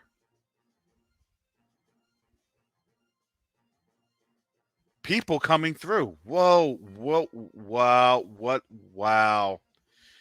So they gave Ohio to Trump. And this is how it goes in Arizona. They get to that 10 o'clock Eastern hour, and Here we suddenly go. what you get, remember here, Let me see what he's saying. County, I'll put that up. Looking at right here where Phoenix is, more than 60% of the vote in the entire state is in here, and Maricopa County all at once releases this, more than half of its vote. Now, let me tell you what you're looking at here, because if you remember from 2020, the story in Maricopa and in Arizona is very distinct buckets of votes that come in at different times and that have very different looks in terms of which party they favor. What you get first and what you're looking at in Maricopa County, this is all of the in-person early vote, and this is all of the absentee, the mail-in vote that was received by last Friday. So that's typically, that is what you get first here. That's what you're looking at. What will then happen in Maricopa County over the next few hours is they will count up the same day vote, the folks who went and voted today. That's typically a Republican-friendly batch of voters. So you'll see in the next few hours, these numbers change, and then you will have the majority of the vote in Maricopa County will be in. And then we will wait, because every night now, going through the week, they're going to work through the rest of that vote by mail, the stuff that came in on Saturday, on Sunday, stuff that was dropped off today. There's still a lot of that to come, but as a starting point, if you compare this to 2020, when this number came out in 2020, Joe Biden had a high single-digit advantage over Harris in that initial batch in Maricopa County. If you remember, the story in 2020 all week was Trump trying to play comeback in Arizona. This is his starting point now in Maricopa. Also, the other big population center in Arizona, this is Pima County, where Tucson is. This is the more Democratic of the two big counties here. Again, basically the same deal. You've got this initial batch here that's half the vote. Again, Biden, you can see where he ran here in 2020. You can see what Harris is getting right now. But what will still be coming out later tonight in Pima will be that same day vote. So we'll see how that affects the count. And again, in Arizona, if we get through tonight and this thing is still very, very close, you're kind of locked in probably for a few days of results just because of that pace, where once a night you'll kind of get updates from these counties. So the question here obviously is, if somebody gets a clear advantage, this is the statewide number right now, half the vote has been counted out. We'll see in the coming hours if there's clear separation between these candidates at all. Otherwise, it could take some time there in Arizona. I want to return to Pennsylvania because I think we've got a pretty big development here in part of the story we've been following all night. We have been flagging Lackawanna County, big one where Scranton is, heart of Northeast Pennsylvania, a very contested region here politically. And the question has been, what would this land at? And you're now basically looking at it. This is probably it in Lackawanna County. And Kamala Harris is going to, this is where Scranton is. Kamala Harris, you see, winning this by 3 points over Donald Trump. But remember, we were using this as a gauge because in 2020, Joe Biden won this by 8.5 points, won the state. In 2016, Donald Trump lost this only by about 3.5 points, 3.4 points. This was a winning combination for Donald Trump. He won the state. This was a losing combination for Donald Trump. Tonight, at 3.1 points, His loss here in Lackawanna County is actually a little bit less than the 2016 margin. This was one of our key questions in Pennsylvania tonight. Would Donald Trump get back to his 2016 level in a big blue-collar county like this? Because there are a lot of big blue-collar counties like this throughout the contested northern tier of the battleground. This I'm flagging for you because we said it at the start of the night. We'd use this as a bellwether also because this is now the complete one. We've been looking for complete counties. We've got a complete county here. So that's what it lands at right there. That was the question we asked. We now have an answer. Luzerne County, another biggie. Again, this is all big blue-collar counties, northeast Pennsylvania, slowly getting that same day, that election day vote counted up. Trump's lead now is 11 points. This is where Wilkes-Barre, Pennsylvania is. He needs to hit this number and probably surpass it. So keep an eye as this remaining vote comes in. But like Lackawanna, that's what we're looking at. One other thing to note here. Now, look, half the vote is in. Philadelphia County is the same thing as Philadelphia City. They're the exact same thing. So that's what you're looking at here. We got half the vote in. And you see, Harris is going to win this thing in an absolute landslide. The question in Philadelphia has been the margin, because what we saw in 2020 was ever so slightly, even as Democrats won the state. Some people wake up and check their phones, check the weather, check the news. All right, here we Parts go. of the city. So the question, another key question tonight has been, do Democrats win that back? Do they win back the ground they lost? Do they lose further ground? Now, you can see Biden won Philadelphia 81-18, essentially, in 2020. And right now, it's 79-20. The key is this, as they count up, I keep saying the same day vote. I'm saying that because we know the same day vote is favoring the Republicans a bit. So when I say they're tallying up the same day, there's an expectation there that it's the best numbers for Trump that are still being tabulated right now. The twist in Philadelphia, though, is they still have tens of thousands of vote-by-mail ballots. And we expect at about midnight that they're going to release that second batch of vote-by-mail ballots. So as we get closer there, we're going to follow this and see if Trump can maintain this 20%, maybe even he grows it. That would be fantastic news for him if he does that. But at about midnight, a very big batch of what are going to be very Democratic-friendly votes are going to come in. And so that may answer or really get us close to an answer on this other key question we're asking in Pennsylvania. Are the Democrats able to hold what they have in Philadelphia and maybe even win back the lost ground from 2020, or does Trump make further inroads? Because again, this is a county where the Democrats won by about 470,000 votes in 2020. They want to hit that margin. They want to go higher on that margin tonight. So that's the drama in Philadelphia as this other half of the vote comes in. And we could just zoom right out and see. Oh, I was going to zoom out and show you the running statewide total. And I clicked Ohio for some reason. There you go. A little bit more than half statewide. That is Trump's lead statewide, but it's very spotty in terms of where you're seeing votes. Oh, there's one more I did want to flag for you. This is Cumberland County, because we do have about 3/4 of the vote in here. Why Cumberland County? Because we don't talk much about it, but there's a lot of population in this region of Pennsylvania. You got Lancaster County, you got York County. Here you got Cumberland County, Carlisle, Pennsylvania is in here. This is actually, you see red right now, this has been a growth area for Democrats. There's a lot of fast-growing suburbs in here. Again, demographically very conducive to the Democratic coalition, right outside, right across the river from Harrisburg, Pennsylvania. So Democrats made gains here in 2020. This was actually a very good performance for Joe Biden. Now you see with almost 3/4 of the vote in, Trump's a little bit short of that number. That was a bad number for him, and he's a little bit short of it now, but this is the thing to look for. With all of this remaining election day vote still to be counted, we just saw this happen in Lackawanna County. Is that going to happen in Cumberland County? Is Trump going to gain enough that he hits that number and surpasses that 2020 number? This is a kind of place where his campaign needs to win back ground that they lost in 2020. This is a big part of why, or a significant part of why Trump lost Pennsylvania in 2020. So we're going to follow that as it continues to come in. And I can also note Butler County. This is red. Obviously, it was heavily in the news this summer with that Trump rally. Believe it or not, Butler County in the Trump era, which started in 2016, while it's still deeply red, has actually gotten less red. This has been a bit of a growth area, suburbs right outside Pittsburgh, some rural areas too. The Democrats actually, I'll just show you, put it up on the screen here. This was actually a bit disappointing for Trump in 2020.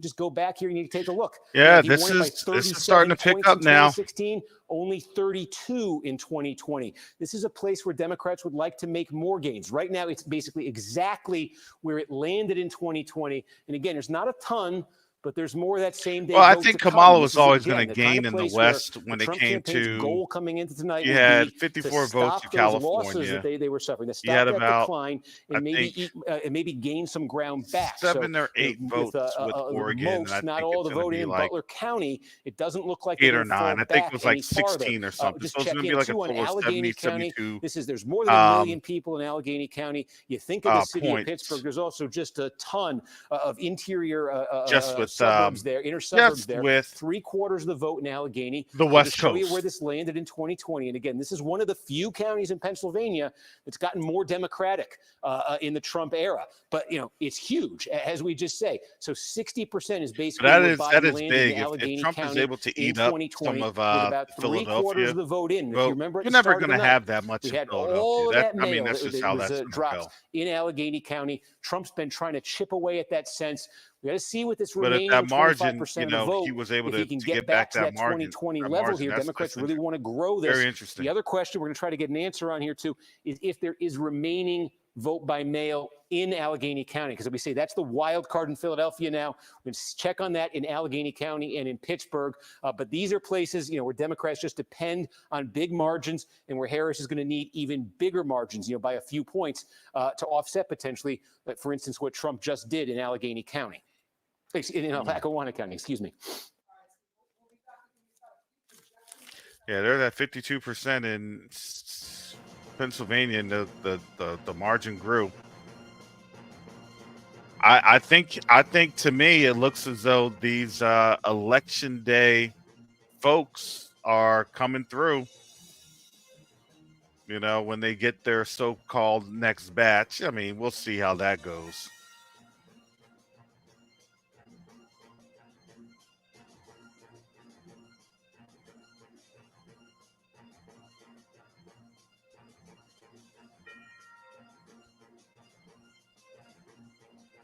So, very interesting.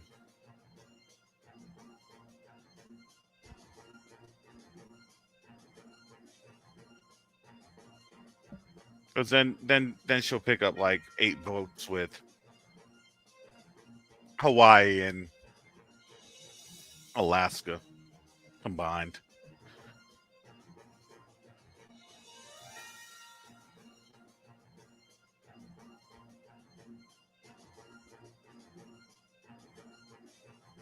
They'll split the difference on Nebraska. I think Trump will get 4 and Harris will get 1 point.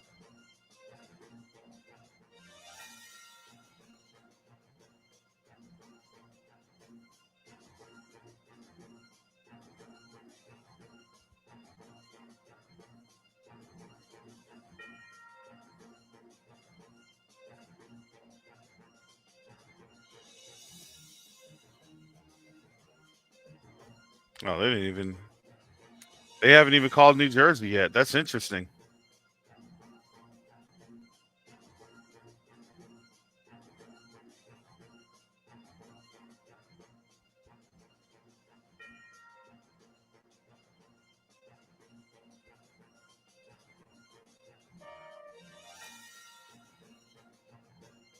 Yep, they haven't called New Mexico.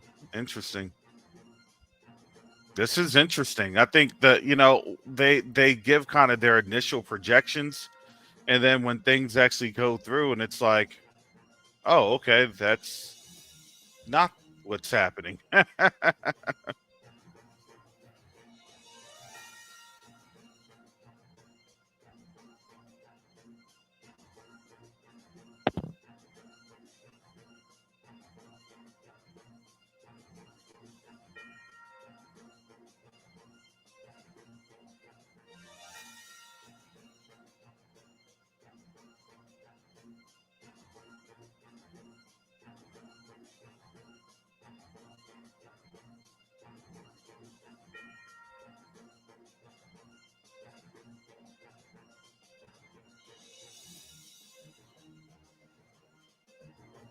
Yeah, Stafford. Those are all on the I-95 corridor right there.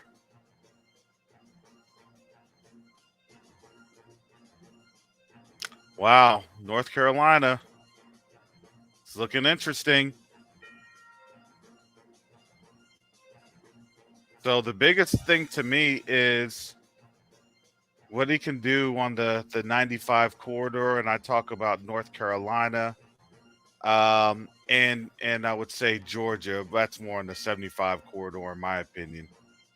But it looks like he's doing a great job on the 75 corridor because, yeah, statewide he's at 85%. I think that's about 19 votes in Georgia, if I'm not mistaken. Or yeah.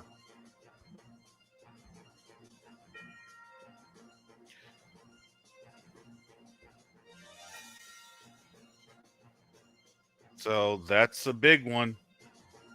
Folks are now coming in.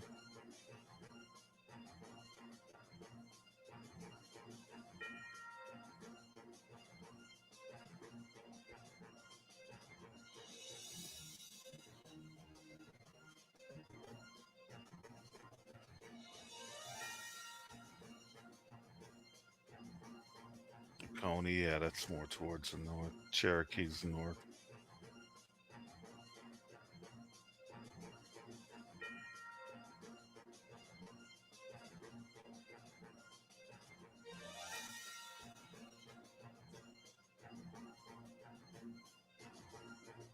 Yep, you see even Fulton County's in. They're running high.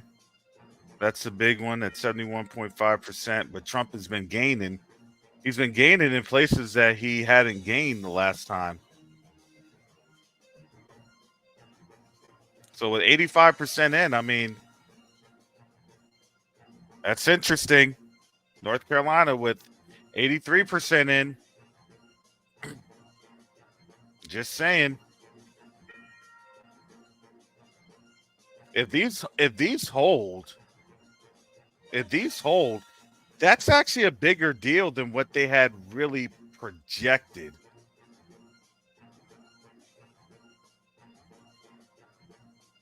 And if you have Pennsylvania that holds,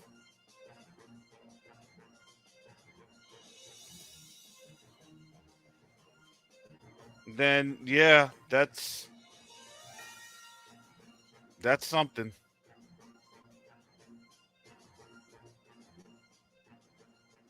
Yeah, 83% in North Carolina, 85% in Georgia. And Trump's a couple points. He's like he's 3 points ahead, almost 4 points. But 85% of the state reporting. That's going to be a big deal.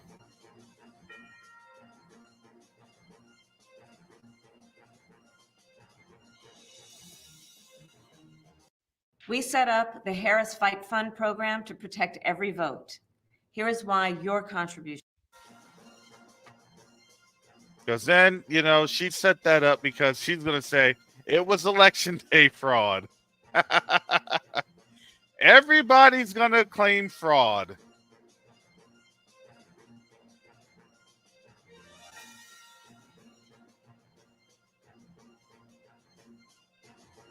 And even Virginia's looking tight. That's interesting.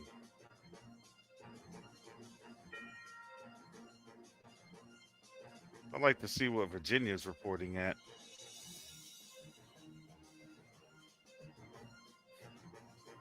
Looks like Trump is coming back within Wisconsin. That's interesting too. So if he literally sweeps Michigan, Wisconsin, and Pennsylvania, that's a landslide. So we actually could see this being over before it really even hits the West Coast.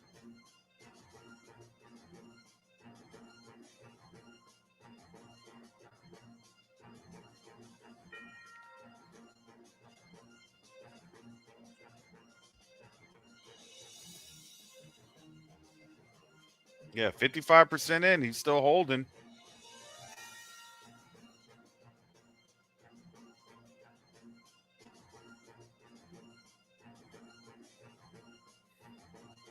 Oh, yeah, they definitely going to war. I'm sorry. Oh, no. Oh, no. These folks are going to be so unhinged. Oh, no. Oh, no. They'll be unhinged. See, once California gets in, they'll flip on the popular vote. Yeah, he's still holding in Georgia with 86%.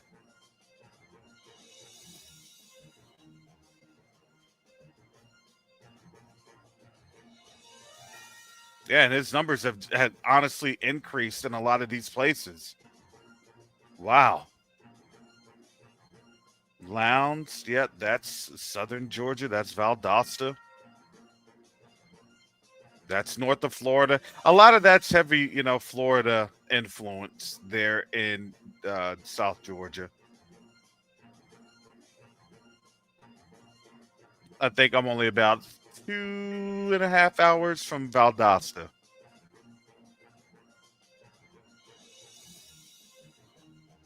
Yeah, so 86% in. Yeah, he has a 3.2% lead. Yeah. North Carolina, yeah, he has a lead with, I think, maybe 60% that was in.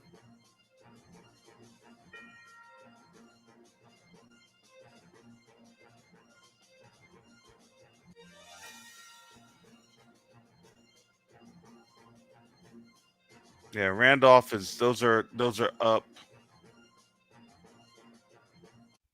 Yeah, let's check in, Rachel. Oh, We'll wow. start here on North Carolina. Look, again, 83% of the vote statewide now counted, and Trump with a 3-point advantage here. It's about 135,000 votes. Again, I think we're seeing some clear things we've taken you through, and they're being reinforced the more we look at here.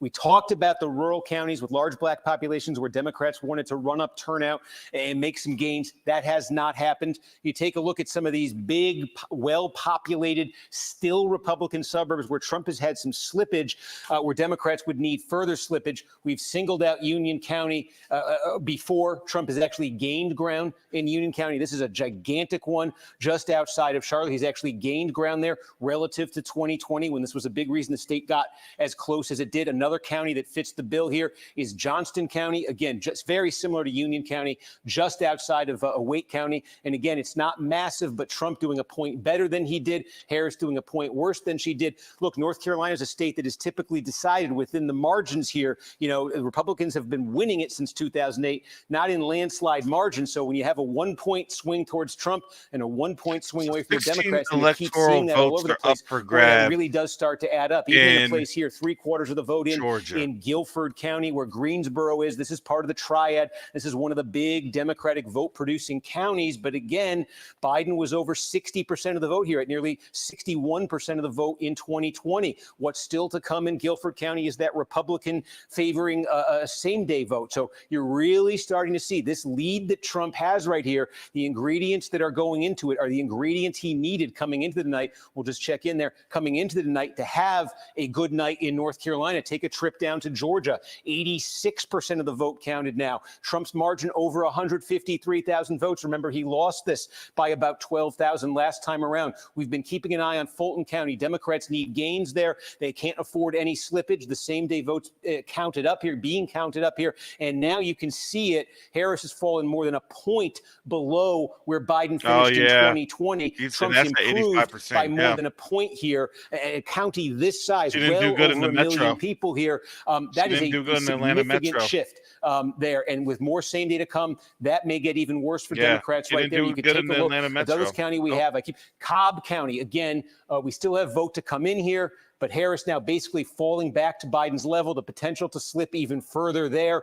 Up here, again, I won't take you through the individual counties, but in North Georgia, this is just the overwhelming Republican part of the state. And this story is being repeated in county after county. Trump is performing better. He won these things by 75 points or so in 2020. He's performing even better in these counties. So look, just zoom out here and look at the implications of this potentially. If this continues with the votes that are still to come in Georgia, North Carolina, I say this as a very, very big if here, but if you just play this out to let you know about the implications here, if Trump gets Georgia, and if Trump gets North Carolina. Okay, and there's no other surprises outside of the battlegrounds. And we already saw Iowa called. That was one of the potential surprises people were thinking about. Wow. With those two states, Trump would move probably to 251 expected electoral votes. And how many electoral votes are in Pennsylvania?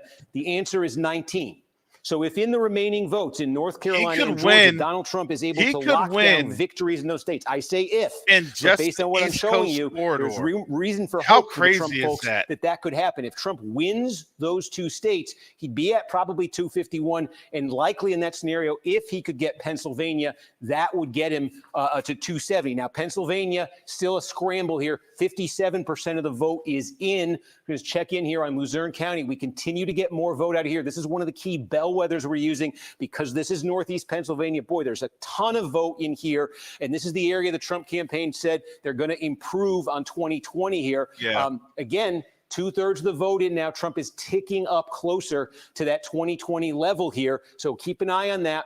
And the rest of the state, but Pennsylvania, just given what we're seeing in Georgia and North Carolina, increasingly taking center stage right here as one that the Harris campaign has always wanted, felt they needed. If Trump gets Georgia and Trump gets North Carolina, then Pennsylvania becomes an absolute must for Democrats. Because that would be fantastic. That would be fantastic to share that screen.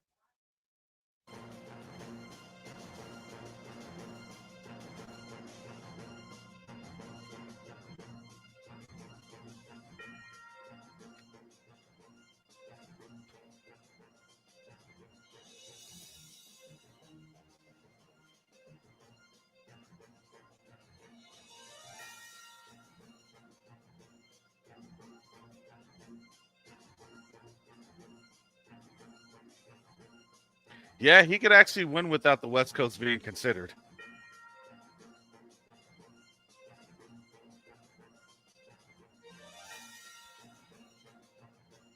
And, you know, they didn't even, they hadn't really talked about Michigan nor Wisconsin. That would just throw more fuel on the fire.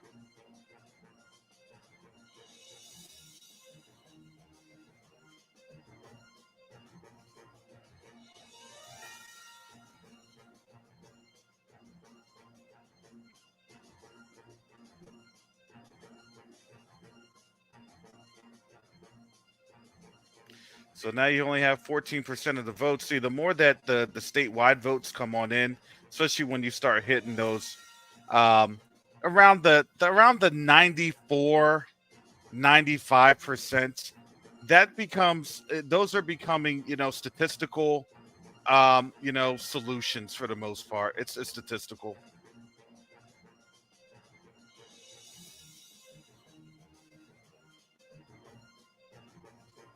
And yeah, and Trump is polling slightly ahead of Harris in Michigan. And remember, those are all early votes. That's it. Those are literally just all the early votes that, you know, that bumped her ahead, and now folks are now reporting.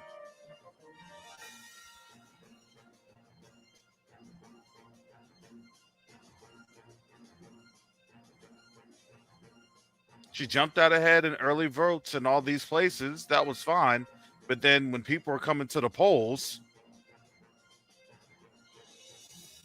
it started to get bad.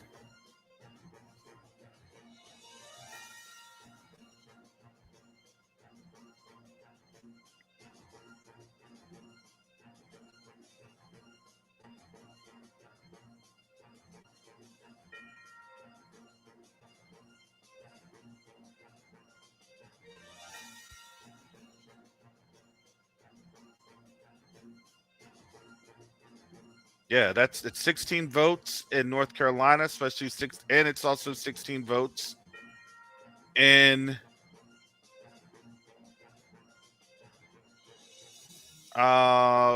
Philadelphia. Or yeah, Pennsylvania, excuse me.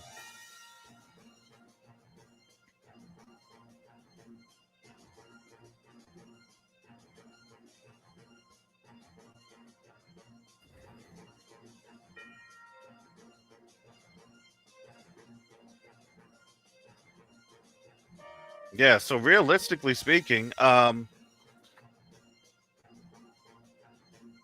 Georgia 16.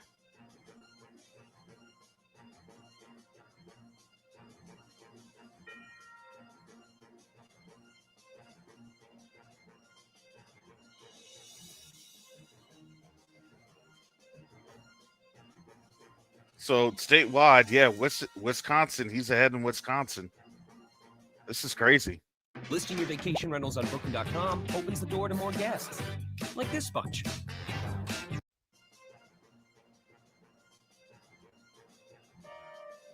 And then once these precincts report more,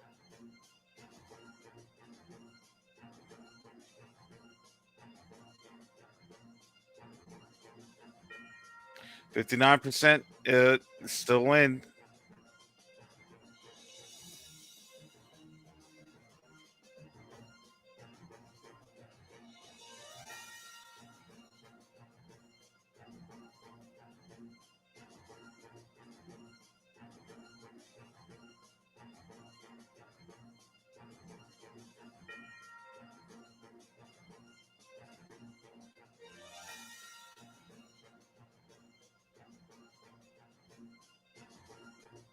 Yeah, and Michigan is still early. But again, once they start reporting more in those precincts, the only thing that she was able to get on out were the early votes. This is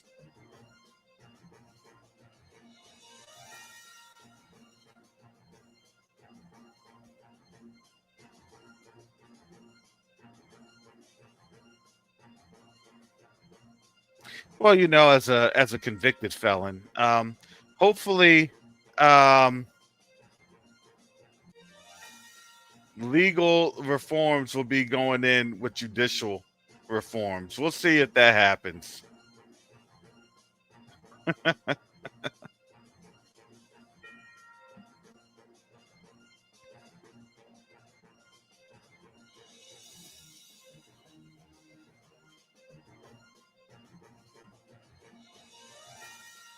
Yeah. Oh, yeah. No, they're probably preparing Joe right now. It's time to take your propofol shot so you can, pass in your sleep, because she would technically become next president.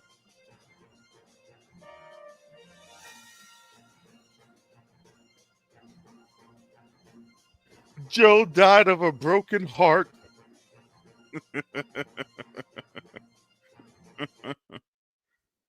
Oh, my goodness. Yeah, in Michigan, and again, it's very scattered here, but there are a couple of big places I want to look at because they might be offering us some clues. Again, we say with some of these bigger counties, we have questions going into the night, specific questions about counties that, could be extrapolated potentially more broadly. Meaning, let's take a look here at one of the biggest. We flagged this one at the start of the night. This is Oakland County. This is a big, giant suburban county just outside Detroit. And this is, of the two big suburban counties just north of Detroit, this is the Democratic one. This is the one, with a lot of college-educated, higher income types, a lot of bedroom communities here. So look at this. 2/3 of the vote is now counted in Oakland County. And Harris is winning. The Democrats are supposed to win here. Her margin's inside 10 points. It's less than a 50,000 vote, raw vote margin here. I want to show you what this does in the context of other recent races. In 2020, this was a 14-point win for Joe Biden. And in 2016, this was an 8-point win for Hillary Clinton. And I don't think I need to tell you, this wasn't enough to win Michigan for Hillary Clinton. This was more than enough for Joe Biden to win Michigan. And this right now looks an awful lot like this. Remember our test coming into the night, one of them was to compare Oakland to its next door neighbor, Macomb. Macomb is blue right now. This is the blue-collar, Trump-friendly suburban county. There's almost no vote that's been counted there, so yet to be seen how this is going to measure up. But one of the reasons Democrats were able to win Michigan, why Joe Biden was able to win Michigan 4 years ago, was this. He was able to run up a monster number in a gigantic highly populated suburban county, and it more than offset Trump's strength in the other gigantic blue-collar suburban county. This is a number, if this holds, that the Trump people would be very happy with. The Democrats want that back where it was in 2020. One other county that I think we can look at here and get a bit of a clue from, this is just outside of Lansing, and this is one at the start of the night that if the Democrats looked at, they would have said, we want to flip this county tonight. Let me just show you. It got super close in 2020. Joe Biden came less than a point away from winning it here. It had been a 5-point Trump county in 2016. Again, this is one of those places. And he gained. He's at 95%. The reason why Joe Biden was able to make the county. gains in Michigan, a big sort of suburban county, outside Lansing here. Biden nearly won it. And again, this 95% basically means all the vote is now in Eaton County. It's gone back to that 2016 level, 51-46, 49-44. That's what the Trump campaign wants to see in counties like this, where they had slippage in counties they won in 2020. They want to get that slippage back. We saw that earlier. We showed you Lackawanna County in Pennsylvania. They did that. They did this just outside Lansing. Here's another place where they really want to do that. You could see right here next to Oakland, it's Livingston County. Okay, this is a mix of sort of suburbia, some rural areas here too. It's gigantic, kind of between Lansing and Detroit. More than half the vote now counted in Livingston County. And again, just want to show you, this was a bad number for Donald Trump 4 years ago. He won this by a little bit less than 23 points. This was a good number for Donald Trump. He won the state of Michigan in 2016. So he's bringing up here by about just under 30 points. And his margin tonight is looking more so far like 2016 than it is 2020. This is a pattern that's being repeated. We're showing you, not a lot of counties in Michigan have this much vote in, but in those that are, we're starting to see this. And again, we're seeing this in other areas of the battleground, the northern tier of the battleground. Pennsylvania, we had some more that just came in, almost completely here. It can take you through them. You can start right here, Berks County. Okay, this is where Reading is. One of the things we talked about, Reading has the highest concentration of Hispanic residents of any city in Pennsylvania. The Trump campaign said, we are going to make gains with Hispanic voters. The national exit poll is showing Trump making substantial gains with Hispanic voters tonight. I've seen counties way outside the battleground with large Hispanic Obama should have been populations talking Donald to those Trump has made Hispanics dramatic instead of gains Lester tonight. and Some black in Virginia, folks. Hudson County, New Jersey is another. And here in Berks County, again, with one of the larger Hispanic populations in Pennsylvania, here's Trump with just about, that's basically the vote here, winning it by 13. Look at that. 4 years ago, he won it by 8. This is exactly what the Trump campaign said it was going to do in a place like Burke County. It was going to take that and it was going to make it double digits. They've made it double digits in Burke County. We check in on Luzerne County. And again, we've been talking about this one. As that same day vote comes in, this is Wilkes-Barre, this is Hazleton, another county with a substantial Hispanic population, one of the highest in Pennsylvania. Now Trump is still his gaining in Georgia. there, and he's got a long way to go here. All that vote that's still to come in, we expect to be election day vote. The pattern, the trend is pretty clear here. So again, you're seeing Trump in good position in one of those big counties, densely populated counties in northeast Pennsylvania. Take a look down here at Cumberland County. We talked about this one a little while ago. This was a big hope for Democrats in Pennsylvania coming into tonight. Again, 95% means basically it's all in Cumberland County. Again, 2020 looked like this. It's basically the same. It's a fraction of a point different. But that's a win for the Trump campaign because in the context, look at this. It was an 18-point race. Trump won here by 18 points in 2016.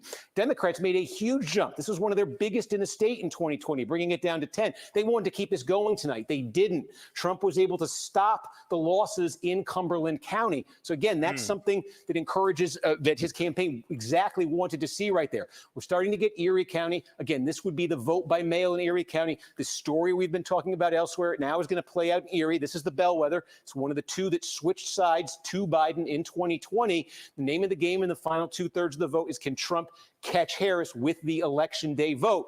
Just checking in on Philadelphia. We're up to 2/3 of the vote now in Philadelphia. And again, this is just Philadelphia, the Trump city. is gaining ground again, in Philadelphia. I think this is becoming a bit of a theme we're seeing in multiple states now, the Hispanic vote. Why did Trump make some progress? It was small, but it was there in Philadelphia in 2020. It was because he improved with Hispanic voters in Hispanic areas of the city. With 2/3 of the vote in Philadelphia now, it's 77-21. Well, that that looks terrible, but compare that to 2020 and look at that. Trump is running 3.5 points better in Philadelphia than he did in 2020. That's Harris a big now 4 deal. points off the Biden number. There is more mail to come, more vote by mail to come in Philadelphia. That will be a boost to Harris, but there's also more same-day vote to come. And you can see Trump is running above his 2020 levels there. So where this lands, the Trump campaign's goal in Philadelphia, is basically get that Biden number under 80%. So far, they're on course to do that. There's the wild card of the mail there that adds a lot of volatility to this. But again, you're starting to, as these counties fill in, you're starting to see some patterns, and patterns you're not just seeing in one state, you're seeing them in multiple states right now. This is interesting.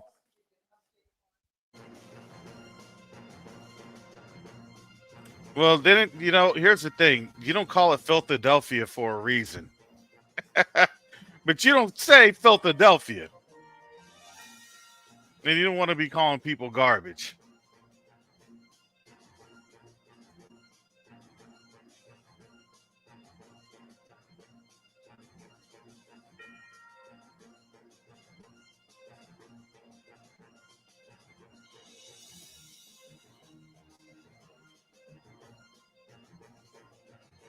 Yeah, so it's 72% in. That's looking interesting.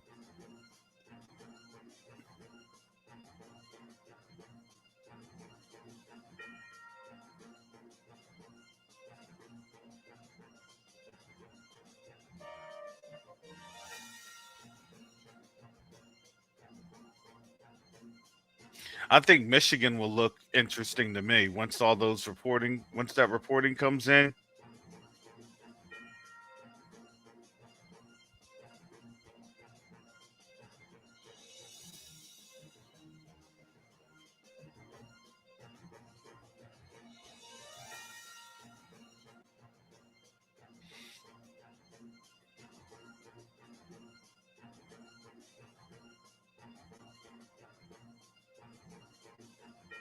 Very, very interesting.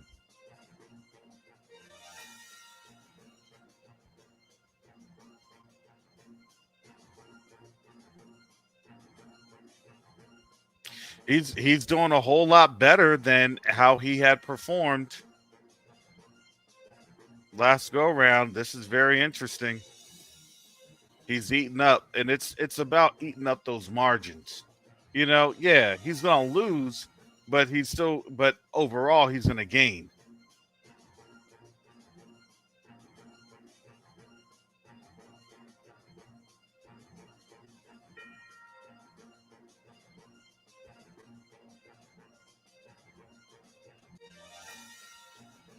And so you're going to have a lot of these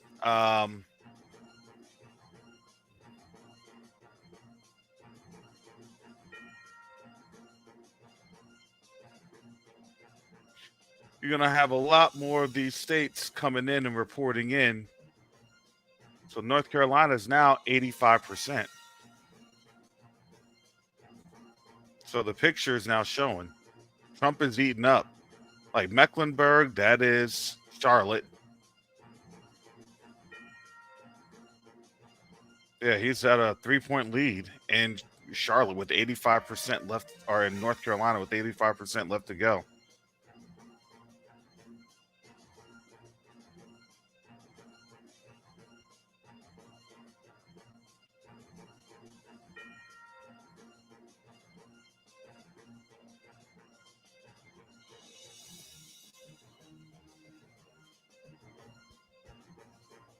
So just happened. We can tell you about one. We've been following North Carolina, where statewide you can see 85% of the vote now in. Donald Trump maintaining that lead in the neighborhood of 150,000 votes. The big thing that just happened is we have been talking about the giant, core city counties where Democrats need the big margins. We've been waiting all night on Mecklenburg County. This is where the city of Charlotte is. Now we've got almost all of Mecklenburg County has now been reported out. Harris, no surprise, landslide margin here, but this is short of where Joe Biden was here 4 years ago. Joe Biden won Mecklenburg by 35. Right now it's 32.5. And again, this number, Biden lost North Carolina narrowly, but he lost it 4 years ago. The name of the game for Democrats was to make a jump here tonight. You could look at it, do it in the raw vote, and you'll really see it. 378,000. That's the number of votes Joe Biden got here in 2020. 179,000 is Trump. That is essentially a 200,000 vote margin that Democrats got out of Mecklenburg County 4 years ago. Not quite enough to win the state, but the name of the game for them tonight was build on that. Drive that over 200,000 with 90% in. There is still some votes to come in, so this is going to change. But you can see clearly the difference here is sitting at less than 175,000. So instead of going north of 200,000, it is on pace to finish south of where they were 4 years ago. So that's a significant development. Democrats looking at North Carolina all night have wanted something giant to come out of Mecklenburg. We just basically got Mecklenburg. That's what it is. The other one that I think is notable, we don't quite have all of it, but in Wisconsin, again, nearing 60% of the vote in statewide, razor thin. But again, one of those questions we asked at the start of the night, getting some clarity, and it's in the most Democratic vote producing margin county in the state, Dane County. Almost 90% of the vote in here. We're getting close to all the vote in Dane County. Significance here, Democrats rely so much on Dane County in Wisconsin now because they've lost so much ground in the rural areas of this state. I said at the start of the night, every single presidential election this century, the Democrats have added to their margin in Dane County. They have squeezed more and more and more out of it. Take a look at this. 4 years ago, Biden wins Dane County. The University of Wisconsin is here by 53 points. And that is a margin of about there on 85, right in Charlotte. That's a margin of about 182,000 votes. Name of the game tonight was to hit that number and go further, like they have in every election this century in Dane County, with about 90% and still some votes to come. But you can see how far short they are of that number. 149,000 right now. 182 was the number back in 2020. This is the county Democrats rely on here. Also in the WOW counties, the question coming in tonight, the WOW counties being the big suburban bedroom communities right outside Milwaukee. Coming into the night, they're red now. They've consistently been red. How much less red would they get? We keyed in on Ozaukee County. Okay, this is now 60% of the vote is in Ozaukee County. Significance here is Trump lost in 2016, he won the county, but he lost so much ground that this was the worst Republican performance in Ozaukee County since 1964. This fits the profile demographically of exactly where Democrats thought they could knock it out of the park tonight. Knock it out of the park in Ozaukee County means get this down to single digits, something like that. Instead, 60% of the vote in. We'll see what happens the rest of the way. But so far, Trump has stopped the losses in Ozaukee County, which had been considerable, the decline in Ozaukee County, which had been considerable since he became the Republican candidate in 2016, and now leading by more than 14 points here. So those are some big counties, significant counties, politically significant counties, where we now have a giant chunk of the vote, and we can start to see some patterns developing. Again, just checking in statewide, close to 60%. It is very close there statewide, but, that is a county, a few counties where we have that much vote in that size. That's very significant, potentially, what we just saw in Dane County. Yeah, so the West Coast polls are about to close. So California, Oregon, and Idaho, and Washington. Now you're at 89% in Georgia.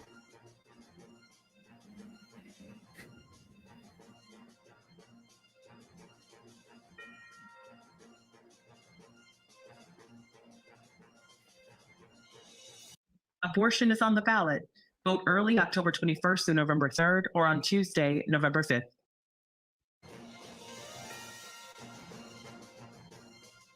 So 89% in, a difference of 136,000. This is going to be very interesting.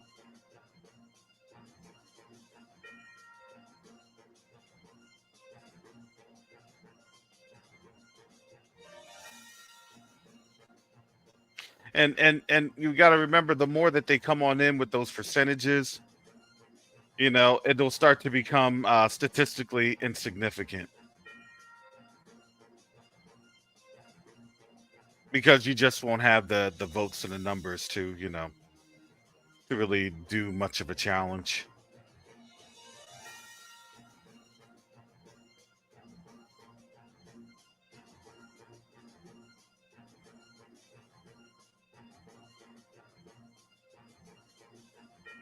Yeah, Trump gained some ground in there. Yeah, this is going to be interesting.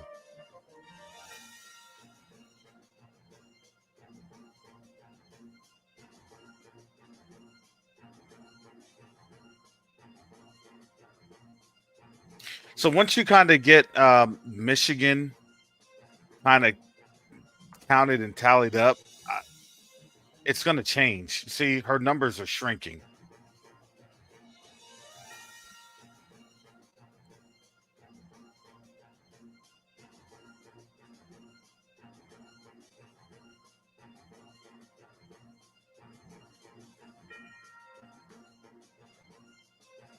So 40 seconds, we'll figure this on out.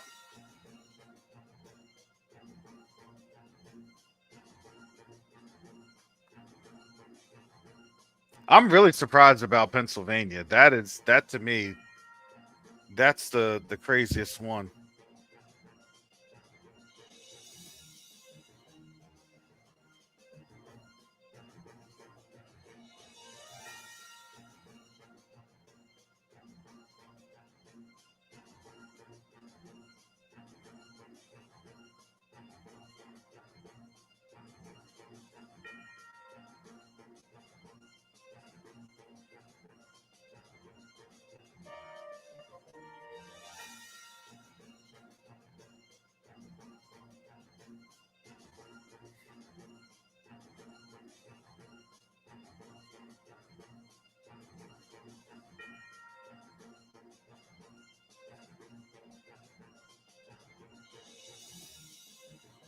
%.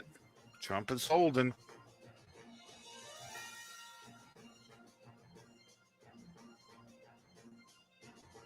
So this is most of the metro that's right there, the Atlanta metro that they're counting. And they went down to about Macon, and then they're down in southern Georgia. Now towards Brunswick area. Now they're right back like Waycross.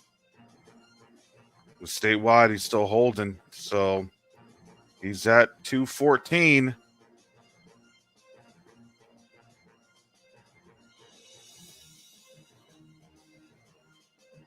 So 56 points away.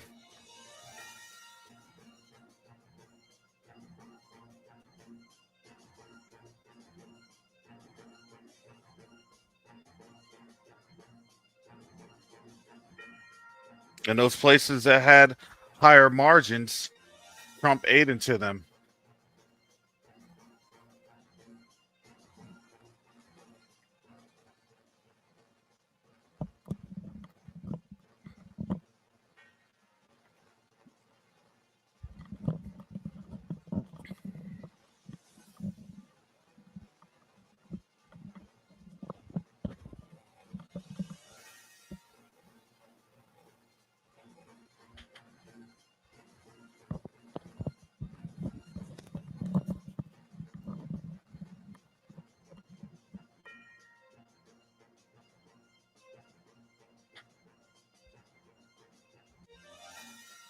Yeah, so Michigan's about 19 points, and so is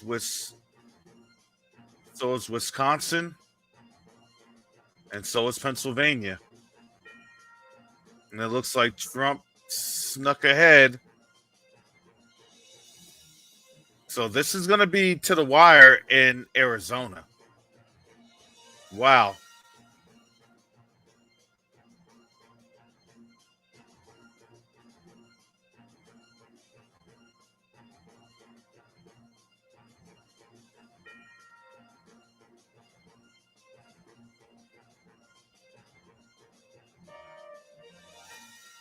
%.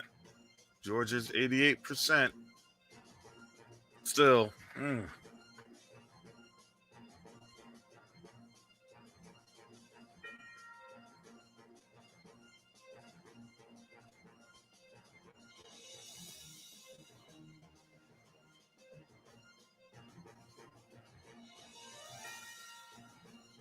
No, it didn't take long, but this counting's gonna still take a few more hours.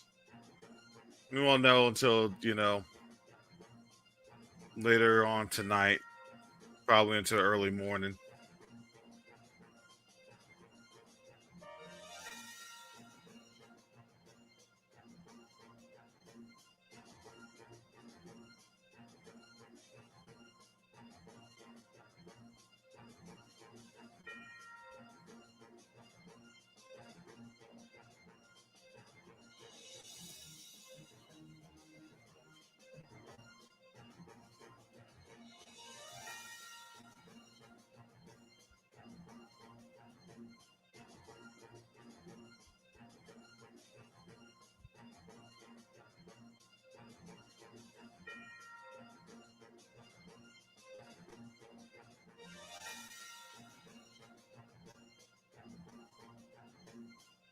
Yeah, he's really getting into the margins there in Fulton County, and that's Metro Atlanta.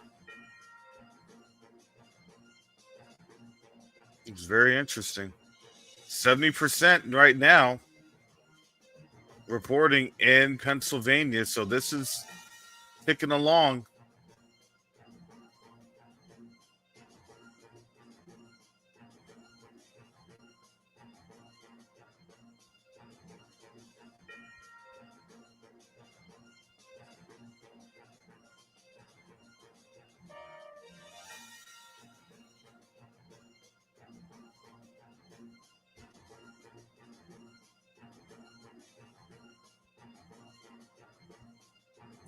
So they're waiting on that last initial dump of the early voting, and then also the end poll voting. So if he can statistically eat up eat up some of that, let's say half of that 250,000.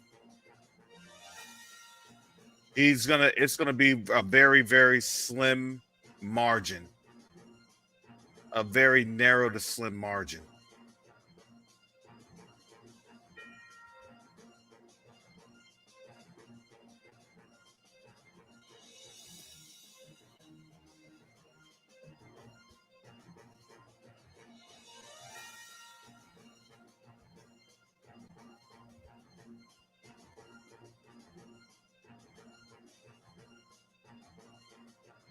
And then you also have Nevada,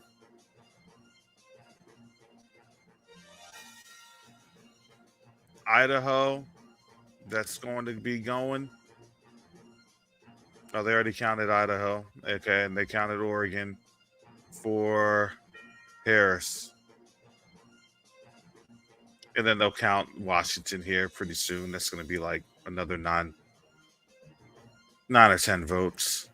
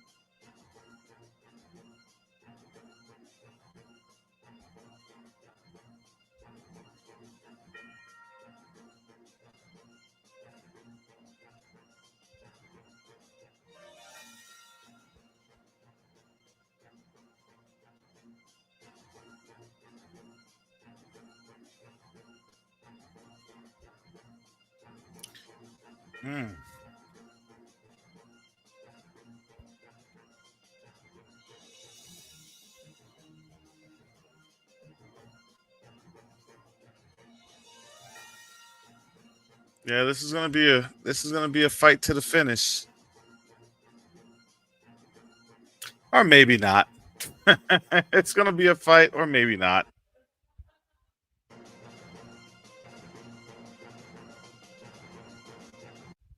Yeah. Okay. Oh, I understand. Did you just throw it at me? Oh, somebody was talking to me at IFB. I apologize. Here we go. Some more returns in Pennsylvania. As I gather my train of thought here, I wanted to update you on 3 key counties here, again, in Northeast Pennsylvania. We started the night saying, and we've said it a few times, that there are only 2 counties in Pennsylvania that are true swing counties. When it comes to getting to market in a more quick manner, Popular Pace helps us move quickly and efficiently, as we all backed Joe Biden when he won the state in 2020. One of them is Erie County, where you see right now about half the vote is in. Harris is ahead here. This is primarily on the strength of the vote by mail. The question is, as the rest of the vote comes in, which we know is Republican friendly, is Trump going to catch Harris there? Put a pin in that one, because the other one, we pretty much have all the vote in right now, and it's flipping. Northampton County, this is where Easton, Pennsylvania is. This is the other county that flipped to Joe Biden in 2020 when he won the state. This fits a pattern we started talking about a little bit ago. There's a substantial Hispanic population in this county, and Donald Trump has made meaningful gains here. Joe Biden won this by a fraction of a point. It's now more than 5 points in Trump's favor, with just about all the vote counted up. We also just got a lot of the vote, almost all of it now, in Lehigh County. And again, Joe Biden won here by 8 points in 2020. It's a little under 5 right now. That's a bad margin. What's in Lehigh County? The city of Allentown is in Lehigh County. It is a majority Hispanic county. Both candidates paid a lot of attention to this. The Trump folks have bet on making gains with Hispanic voters, particularly in cities like Allentown in Pennsylvania. We don't have all the returns in from the city of Allentown yet, but what we do have shows Trump making significant further gains in that city. We also have from Monroe County just about all the vote in. This is where the city of Stroudsburg, East Stroudsburg, is here. Again, substantial growing Latino population. And look at this. In 2020, Joe Biden won here by 6.5 points. Kamala Harris now ahead by 0.7 of a point with just about all the vote in.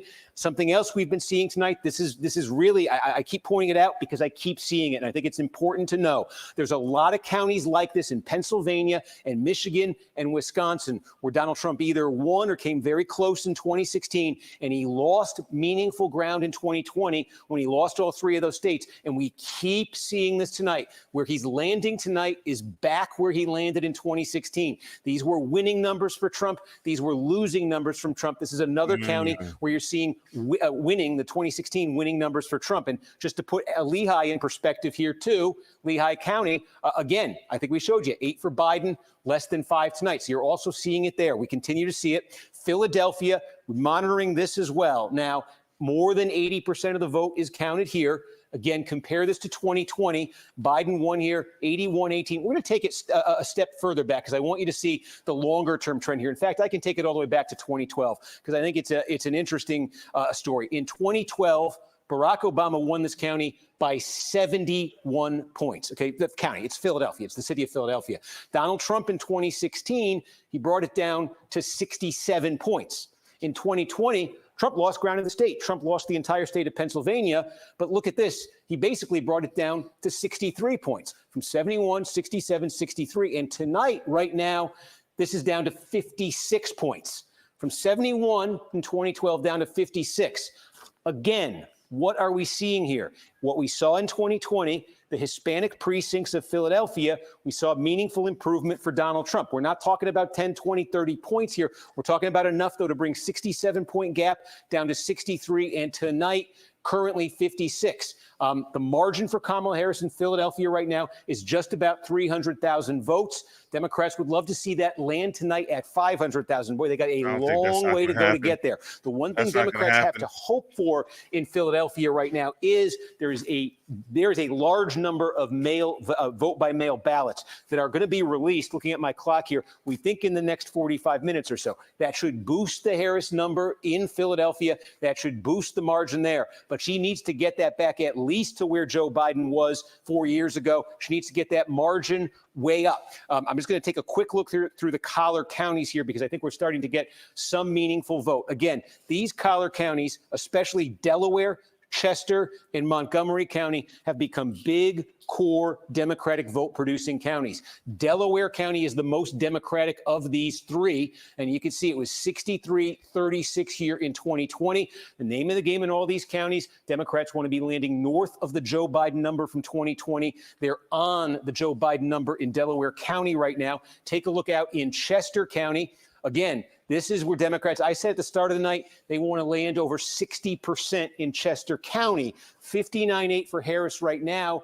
But the wild card is waiting on a lot of same-day vote. Is that going to affect? That number for Harris right now? And move up to Montgomery County. You know, you got cities here on the towns on the main line here, old school. 26 points for Joe Biden. It's 30 right now. Again, 30 would be where Democrats want this to land. The danger for them, though, is there's still a significant amount of same-day vote there. But Democrats need Philadelphia to come through on the mail. They need massive margins to hold in these counties, and they're also going to need that. We'll just check quickly in Allegheny County. We're getting close, by the way. Pittsburgh suburbs, we're getting close to 90% of the vote here. And again, that Harris number here right now is small, but it is slightly under the Biden number. The Trump number, 0.4 of a point better than 4 years ago. If this is basically a push with 2020, the Trump folks, if you offered them that at the start of the night, I think they would have taken it. We'll see what that remaining vote does.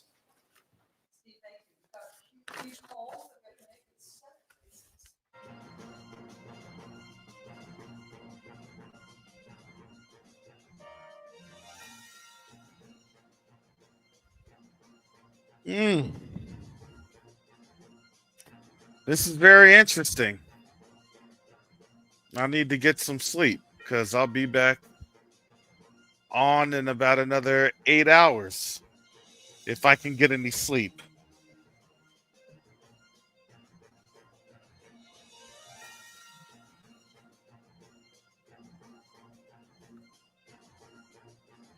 Kamala has 153 points. Trump has 214.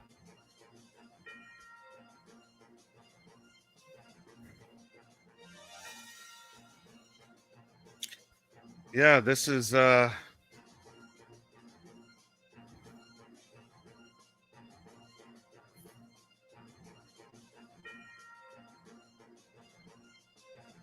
quite interesting. Who will be the next president of the United States? Will anything change? When will black people start to get blamed? Join me tomorrow on Covenant Awakenings as we continue the Election Day saga, part 2. All right, family. Thank you again for supporting this channel. You can do so via PayPal or Zelle at karasi@msn.com. Appreciate your support. Family, it's been nice, but I am tired. It is a wrap. So a lot of long faces going to bed tonight. They're going to be even longer faces when they wake up tomorrow. Just saying. All right, family, with that, I got to get up on out of here. So most time willing, I will see you all tomorrow. And with that, family, shalom, salama, siyemi, shalom, peace and blessings. Yasharel.